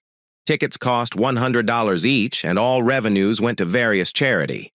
I wasn't shocked to see James Cambridge, president and CEO of Cambridge Enterprises, and my boss, as he was well known to support numerous causes. What astonished me was that after dinner and all of the speeches, when the music began, he approached our table and asked if I would mind if he danced with my date. I looked at Constance, and she nodded that everything was fine, so I said, not at all. In fact, I believe she would appreciate dancing with someone who isn't clumsy and doesn't trip over their own feet. He extended his hand to her, and they left. They remained on the dance floor for 2 songs, and while they did not dance tightly, they spoke a lot. He could have been just another horny guy looking for her, but I doubted it, especially since his wife was present at the occasion. I pondered approaching his wife and asking her to dance, but I changed my mind. I was new to these activities and didn't know all of the rules. I looked around the room full of powerful individuals and knew I wasn't on their level, which led to the following notion. What does a lower-level secretary do at such an event? She appeared to know numerous people present, none of whom required me to stand between them and Constance. How did she know Mr. Kersey? Cambridge. Mr. Cambridge returned her to me and thanked me for allowing him to dance with her, answering all of my unintentional questions. Dawson, really? Yes, sir. Bob Dawson. No, sirs. Please call me Jim. And he offered me his hand, which I shook. As Mr. Cambridge went, Constance stood there smiling at me as if I had passed an exam. She grasped my hand and said, "Now it is our turn." Mr. Two left legs. She led me to the dance floor, and then we began dancing. I wasn't a horrible dancer, and Constance and I coordinated well. She smiled at me, but her eyes were full of devilry, and she drew me in. You don't want everyone here to believe that my date lacks passion for me. Do you? Why are you doing this to me? I asked. Because I can, and it's enjoyable. Tell me you do not want me. Go ahead. Bobby, lie to me. Tell me you do not. I know I've discussed my feelings toward busy ladies and how I avoid them, but it doesn't imply I'm a coward in front of them. And I've previously expressed how I feel about Constance. But Constance, I called her Connie once, but she corrected me immediately, pushing buttons. So what happens if you press the wrong button? You'll turn on something that should be turned off. Constance, push the button. Yes, I want you. And all you have to say is, do it. She tried to push me away, saying, You cannot talk to me like that. What is wrong? Connie? You can do it, but you cannot accept it. I told you that I don't like being called Connie. Mrs. Frederick, I don't care. I now refer to you as Connie. The group stated that they would be taking a brief break, so I escorted us back to our table. When we sat down, Constance said, What happened to my safe companion? Whatever happened to Bobby? I thought I knew. Mrs. Frederick, don't act innocent. You knew exactly what you were doing when you pressed my buttons, so don't be surprised at the reaction. She glanced at me for a few seconds and then asked, Would you do that? Would you actually take me on the dance floor in front of everyone? We will never know because you did not say, do it. But I can tell you that at that point the chances were extremely high. I suppose I'll have to be cautious with my safe companion. She got up and went to the ladies' room, and as I watched her depart, I pondered if I would have had the confidence to do it if she had said, do it with anyone else, which I knew she wouldn't. But with Constance, the band returned and began playing just as she emerged from the restroom, when Jim intercepted her and led her to the dance floor. I was watching them dance when I heard a voice say, Excuse me, and noticed Jim's wife standing there. I think it's only fair that you dance with me while my husband dances with your date. I wasn't going to say no to the boss's wife, so I rose up and extended my hand as we proceeded toward the dance floor. She said her name was Stacy, and I introduced myself. We arrived on the dance floor just as the song ended, and Stacy said, We're already here, so we can stay for the next one. The band began the following song, and I grabbed Stacy's hand and began dancing around the dance floor. I just wanted to let you know that you don't have to worry about Jim trying to hit on your friend. However, I have him on a short leash. Actually, Constance and I are not together. She wanted someone to accompany her to the event, so she invited me. Hired? She claimed she needed someone to stand between her and the males who would approach her if she came alone. Yes, I realize that. However, you two look excellent together, and from my perspective, she appears to be interested in you. I doubt it. She's married, and I'm only with her because her spouse is in Seattle and can't join her today. She glanced at me with a confused face. When the song ended, I escorted her to her table where we met Jim and returned Constance to ours. We swapped partners, and I returned. Constance went to her place as soon as we sat down. Constance wanted to know how I became Stacy's partner. She approached and asked me to dance. She told me not to worry since her husband is dancing with you again. What was your response? I thanked her for ensuring that I didn't have to worry, because I was sitting here at the table, convinced that you were going to go away and leave me with a broken heart. She peeked under the table, then looked back at me and said, "You're at it again, Bob. Let's go dance." This time there was no tugging me closer, and we maintained a respectable distance from each other. We danced 2 songs in a row, and I had to use the restroom. When I returned to the table, a man was standing next to Constance and speaking with her. Her look indicated that she was unhappy. I approached and apologized for blocking my space. He ignored me and spoke to Constance. "How about this?" She didn't say anything, but I did. I respectfully asked you to move away from my seat, but it did not appear to work, so I will not be courteous this time. "Get out of here or I'll cause a scene by putting your buttocks on the floor." He gave me a filthy look, but then departed. "One of the persons you asked me to protect you from." "Exactly. And you did beautifully." Throughout the evening, I received responses to several of my inquiries. People approached our table to say hi to Constance.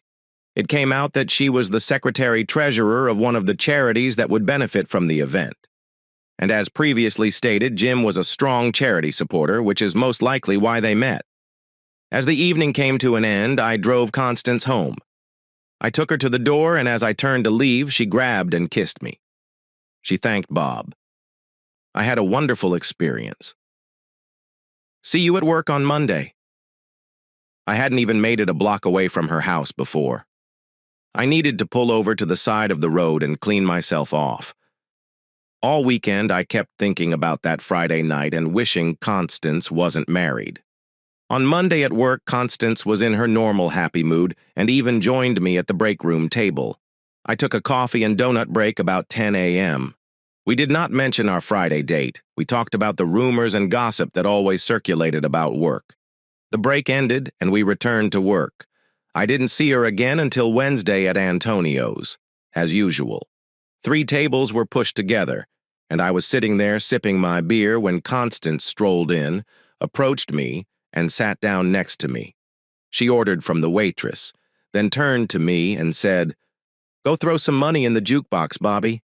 I want to dance." I glanced at her for a few seconds before saying, "Do you prefer Constance over Connie?" "I prefer Bob to Bobby," and just glanced at her. She remained silent for a second or two. "Bob, please put some money in the jukebox." I stood up, walked over to the machine, and inserted coins. When I turned to return to the table, I noticed Constance standing behind me. When the music began, she grabbed my hand and brought me to the dance floor.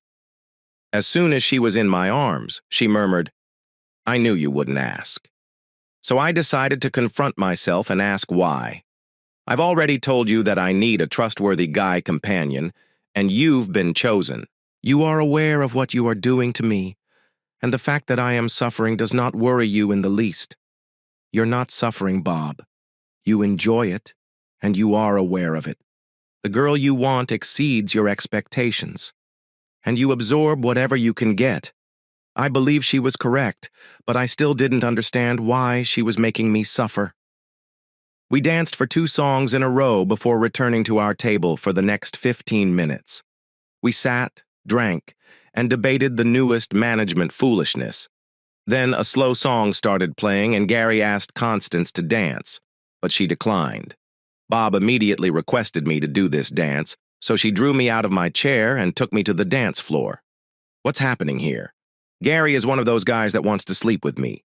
There are 2 more guys here tonight who keep attempting to entice me into the parking lot, so I'm dancing with my trusted partner to keep them away. Have you ever considered that your trustworthy man has limitations? And if they are crossed, he may not be as trustworthy? Of course I did. I noticed it last Friday. I admit that I spent the most of my weekend imagining what it would be like to do it on the dance floor. I didn't say it aloud, but I thought, me too. We danced for 1 more song before she claimed she needed to leave and asked me to walk her to the car. I figured it would be a good moment for me to depart as well, so I said I'd do it. On the way to her car, she asked if I wanted to stop for coffee with her. "I need to talk to someone about a situation I am having, and I believe you are the person I should talk to." I was curious, so I consented. We met in the village once our coffee was served. Constance stated, "You already know that I can be direct and even a little pushy, so I will say it right away. I want you to be my boyfriend. I wasn't sure what I expected to hear, but it wasn't this. What have you forgotten? That you were married. You did not hear anything I stated about why I avoid busy women. Please hear me out, Bob. My husband spends more time away from home on business trips, seminars, and conferences. He practically becomes a spouse in his absence. I need a male whenever I go somewhere or do something. You saw what happened last Friday, and it happened when I was with someone. Imagine what might have occurred if I had arrived alone. I could ask other guys, but they'd do it in the hopes of getting into bed faster. I need someone trustworthy. It's you. Bob. Everyone spotted me leaving with you today, so if I indicate at work tomorrow that we are in love, Gary, Ron Paul, and the other males will stop hitting on me. I'm afraid you'll retaliate for infringing on your area every Wednesday. They will not attempt to drag me out onto the dance floor to poke you with your belongings and harass you at least once or twice a week. I'll having a social function and will need someone to do what you did last Friday. Someone who will not expect me to succumb to him at the end of the night. It's you, Bob. It is a win for you. You will get to spend time with me. You will be able to hold me in your arms as we dance, and there will be some public makeout sessions to prove that we are a couple. In addition, I will pay for all expenses. You'll also meet people at social events who can help you advance in your work. How do you like this offer? No, Constance, I do not like it. You already know my feelings about interacting with another woman.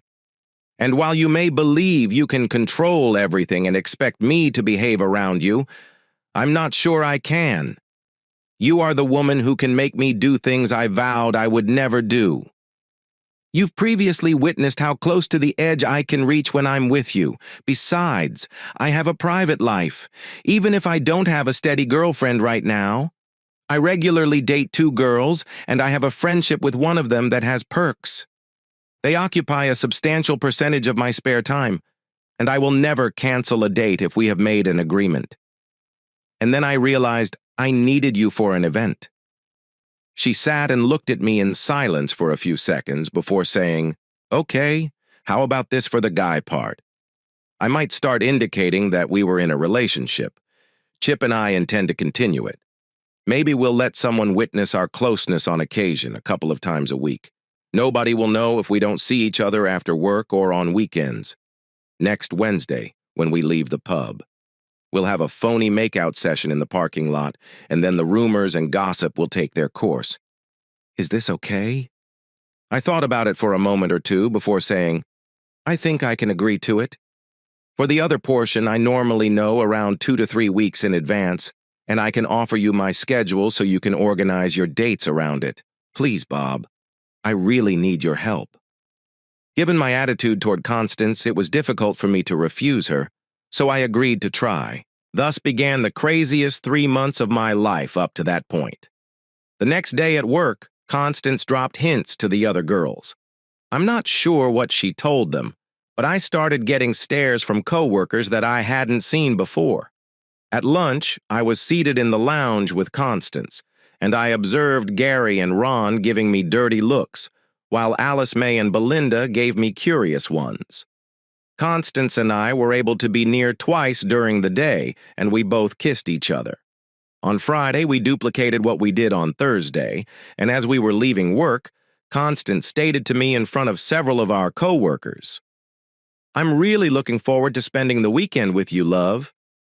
I spent the weekend with April, my friend with benefits, and she profited from all of the sexual angst that Constance had instilled in me over the previous week. On Monday, Tuesday, and throughout the day on Wednesday, we repeated what we had done the previous Thursday and Friday. Constance sat next to me at Antonio's restaurant on Wednesday.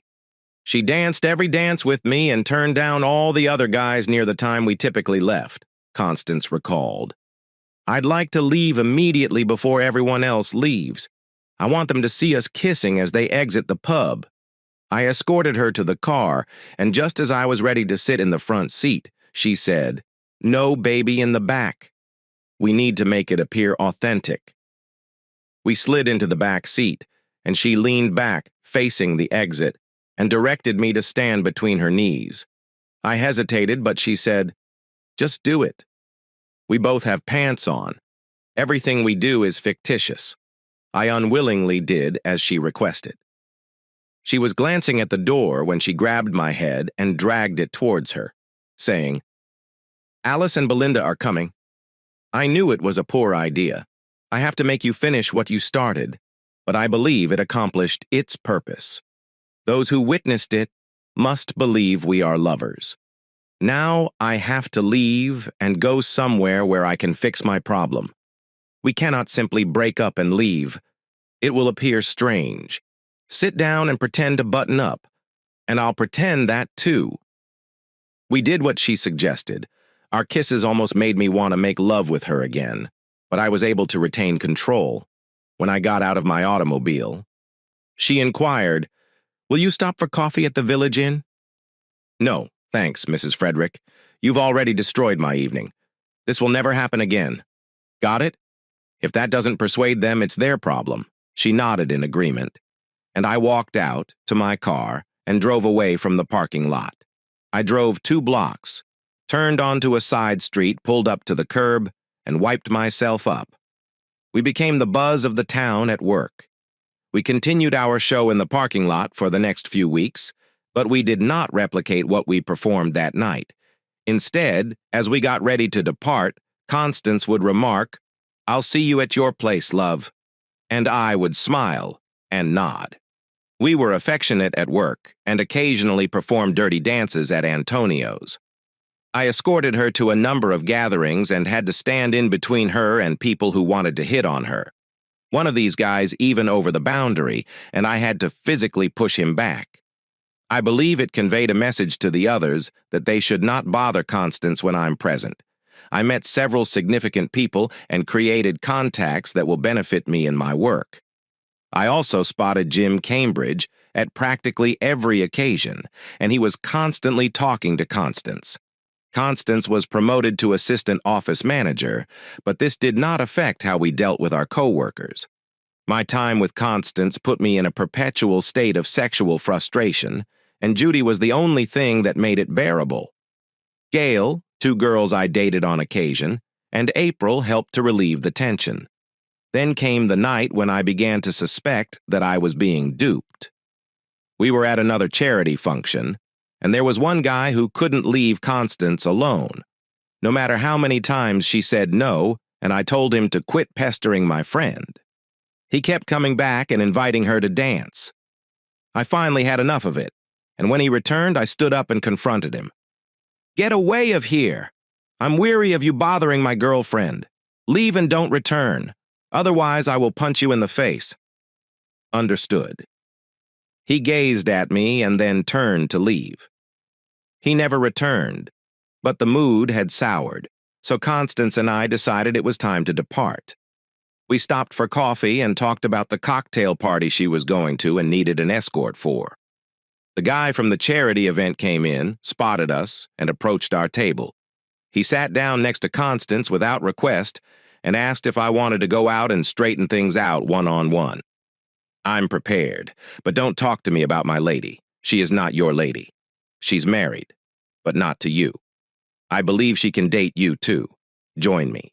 He went to Constance and said, "I've wanted you for a long time, and I believe I have something you'll enjoy." This guy has had me. He was an arrogant jerk, and I wanted to stand up and punch him. But I knew that if I did, someone would call the cops, and I'd end myself in jail, lattice. But if I can get it out without revealing what I want to do with it, I could succeed. He was staring at Constance, not at me, so he missed my wink at her, hoping for her support. I said, "I'm not sure if she's tried it before, but I think I'd like to see how she handles it. We've been discussing the potential of something. How about this, Connie? Would you like to test it?" I do not know. Maybe he is just a braggart. The person laughed and remarked, "That is simple to prove. Let's head to the parking lot." Constance looked at me and I nodded, so she said, "Let's go." We got up and went to the parking lot. My plan was to take him to a location where we couldn't be seen and then hit him. Perhaps this will teach him the dangers of hitting on other people's women. Did I believe his technique was better than mine? No, I was just thinking about kicking his ass when we moved behind a trash and couldn't be seen, the guy said. What about some proof? Show me something to convince me you weren't just attempting to defraud me. I had already tightened my fists and was ready to strike when Constance remarked, "I can do this," and her hand emerged from her purse. The switchblade clicked nearly inaudibly, but that was all it needed. The guy was already 5 feet away from us, racing as if his life depended on getting away from Constance, which was somewhat true. I arose and glanced at Constance, who shrugged and put the knife away. As she did so, I spotted a strap dangling from the end of the knife and recognized it. I purchased one for Amber a few years ago. It was a can of pepper spray. Yes, indeed. Something was wrong, and I was about to find out what. She buttoned her blouse and stated it was a memorable date, which provided me a few things to remember. "Next time you push me over the edge." She came over and kissed my cheek. You won't always be present, and a girl should be prepared. I drove her home, kissed her on the cheek again, and then returned to my place. Another thought occurred to me after witnessing Constance's demonstration. I started to wonder how Mr. Frederick could leave this treasure at home so frequently. He cannot be that smart. That was all I could think. This prompted the next inquiry. Why does a girl like Constance put up with a husband who is often away? When I came home, I pulled out the phone book and searched through the F section. There were a few Fredericks present, but just one had one. In 745 Morningside. The name was Constance. Frederick. No, Steve. Frederick. No, Stephen and Constance. Frederick. Only. Constance. The following day, Sunday, was a day off from work. Cambridge Enterprises. I took the key to the office and entered. I went to HR and knew where Janice had hidden the keys. I took them out, opened the file cabinets, and discovered Constance's folder. I took it and sat down at Janice's desk to examine the contents. I have an MBA from Wharton and work as a secretary. She answered no in the spouse column. The majority of the story was told in the section about emergency contacts. The names James and Stacy, Cambridge, and the relationship column appeared on the list of individuals to contact in an emergency. Aunt and uncle. I was duped. Crap. All of us who worked here were duped. As I returned the folder to the file cabinet, I considered my next steps. I wasn't astonished by what I discovered because I knew there was something wrong. That's why I looked through her folder in the first place. No. Janice was the biggest surprise for me. She was one of the company's top gossipers and room warmongers. But she didn't say anything about Constance. The information revealed what Constance was doing. She began as a secretary and then advanced to the position of assistant office manager. The next phase is office manager. Then she will be assigned to accounting, purchasing, production, and shipping and receiving departments. She was being groomed to take Uncle Jim's place after he retired. She started at the bottom and researched the company. The question remains unaddressed. Why did she bother me? Constance could do just well on her own. It is possible that if she were with me, most men would leave her alone. But any man could play that role. So why me? Why was anyone needed at all? I was convinced that Constance, whom I saw during the episode with the mister who was hitting on her, could manage the harassment on her own and would spread the word that you should avoid her if she did not express interest in you. No, Bobby, no. Miss Frederick was playing with me, and the question was, why? Why is this happening, and what can be done about it? I spent the remainder of Sunday thinking about it, and when I arrived at work on Monday, I still had no clear plan of action. I realized I was no longer going to be Constance's setup guy. Having discovered that she was single, I could have gone after her, but I had no intention of doing so. If she was interested in me, she would have expressed it in some way over the last 3 months because of my love for Constance. I needed to detach myself from her. I enjoyed stopping by Antonio's for drinks with my coworkers on Wednesdays after work, but I was going to quit visiting there. Constance will be there, and I'll be unable to escape her at work. This will not be a problem, because she will be in the administrative building while I will be in the manufacturing plant's offices. On Tuesday, I spent the most of my workday planning and preparing for my new employment. I also invited Tom Mix to my office and offered him the role of production manager, which he accepted. On Wednesday, I was busy meeting with the heads of purchasing, quality control, shipping and receiving, and production. I skipped Antonio's on Wednesday and instead had dinner at Tree Chi-Chi's, followed by a few of beverages at the Soft Spot, my favorite sports bar. As usual, I switched off my cell phone while dining and forgot to turn it back on after I left. When I got home, I had 2 messages on my answering machine. Both came from Constance, and I deleted them without listening. I was astonished that she phoned her home phone rather than her cell phone. I took it out and discovered that it was turned off. I turned it on and discovered that I had many messages from Constance, which I erased. After watching silent TV, I went to bed. On Thursday at 9 o'clock, my secretary called and informed me that there were 3 Mrs. Fredericks on the line. I was at work, and the call might have been job-related, so I had to answer. "How can I help you, Mrs. Frederick?" I placed a lot of focus on Mrs. Frederick, but it either didn't reach Constance or she didn't care, as she stated. "Where were you last night?" "I had dinner, a drink, and returned home." "Why are you asking?" "I needed to speak with you regarding the Humane Society benefit on Friday." "Sorry, Mrs. Frederick, but my days of playing pretend boyfriend are over. You should find someone else to accompany you. Now, if you don't mind, I have a lot of work to do and must get back to work." So I hung up. I felt that my communication style was somewhat forceful with the woman who would one day become my boss. Of course I did, but I needed to make her understand that she couldn't use that against me. I was young enough to start over if required, so it was best to push now rather than later. The day went swiftly, and I was about to leave when Constance entered my office. "How can I help you, Mrs. Frederick? First and foremost, you can stop acting like a resentful teenager. We need to chat here. Over cocktails or over dinner and drinks? Take your pick. I could use some cocktails right now. Meet me at Antonio's in 15 minutes. I nodded in agreement as she went.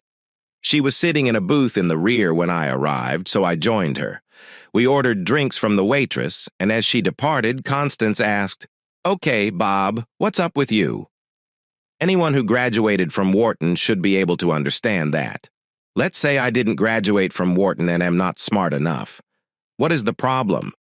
In brief, the issue is that you purposefully played with me. Describe it to me. Why? You know exactly what you did. You understood how I felt about you. You knew and exploited it against me. You knew that I would never go for a woman who was already taken, and you used it. You understood exactly how painful it was to be near you, knowing that I would never have you. You didn't care how much misery you'd bring me by being present. You simply cared because I was gullible and easily persuaded. Miss Frederick, I learned the truth, and it did not make me happy. Do you dislike my attitude? Well, Miss Frederick, you asked for it. Live with it. Would you like to know why? What is the point of this? I do not know. It is up to you. It all began that night, when I joined you at the opposite end of the table. I liked your appearance and decided to get to know you better. When you explained why you were avoiding me, I began to wonder if this was true or just a sly method to get to me. I had a number of males wooing me, and I learned to identify those who were more interested in my money than in me.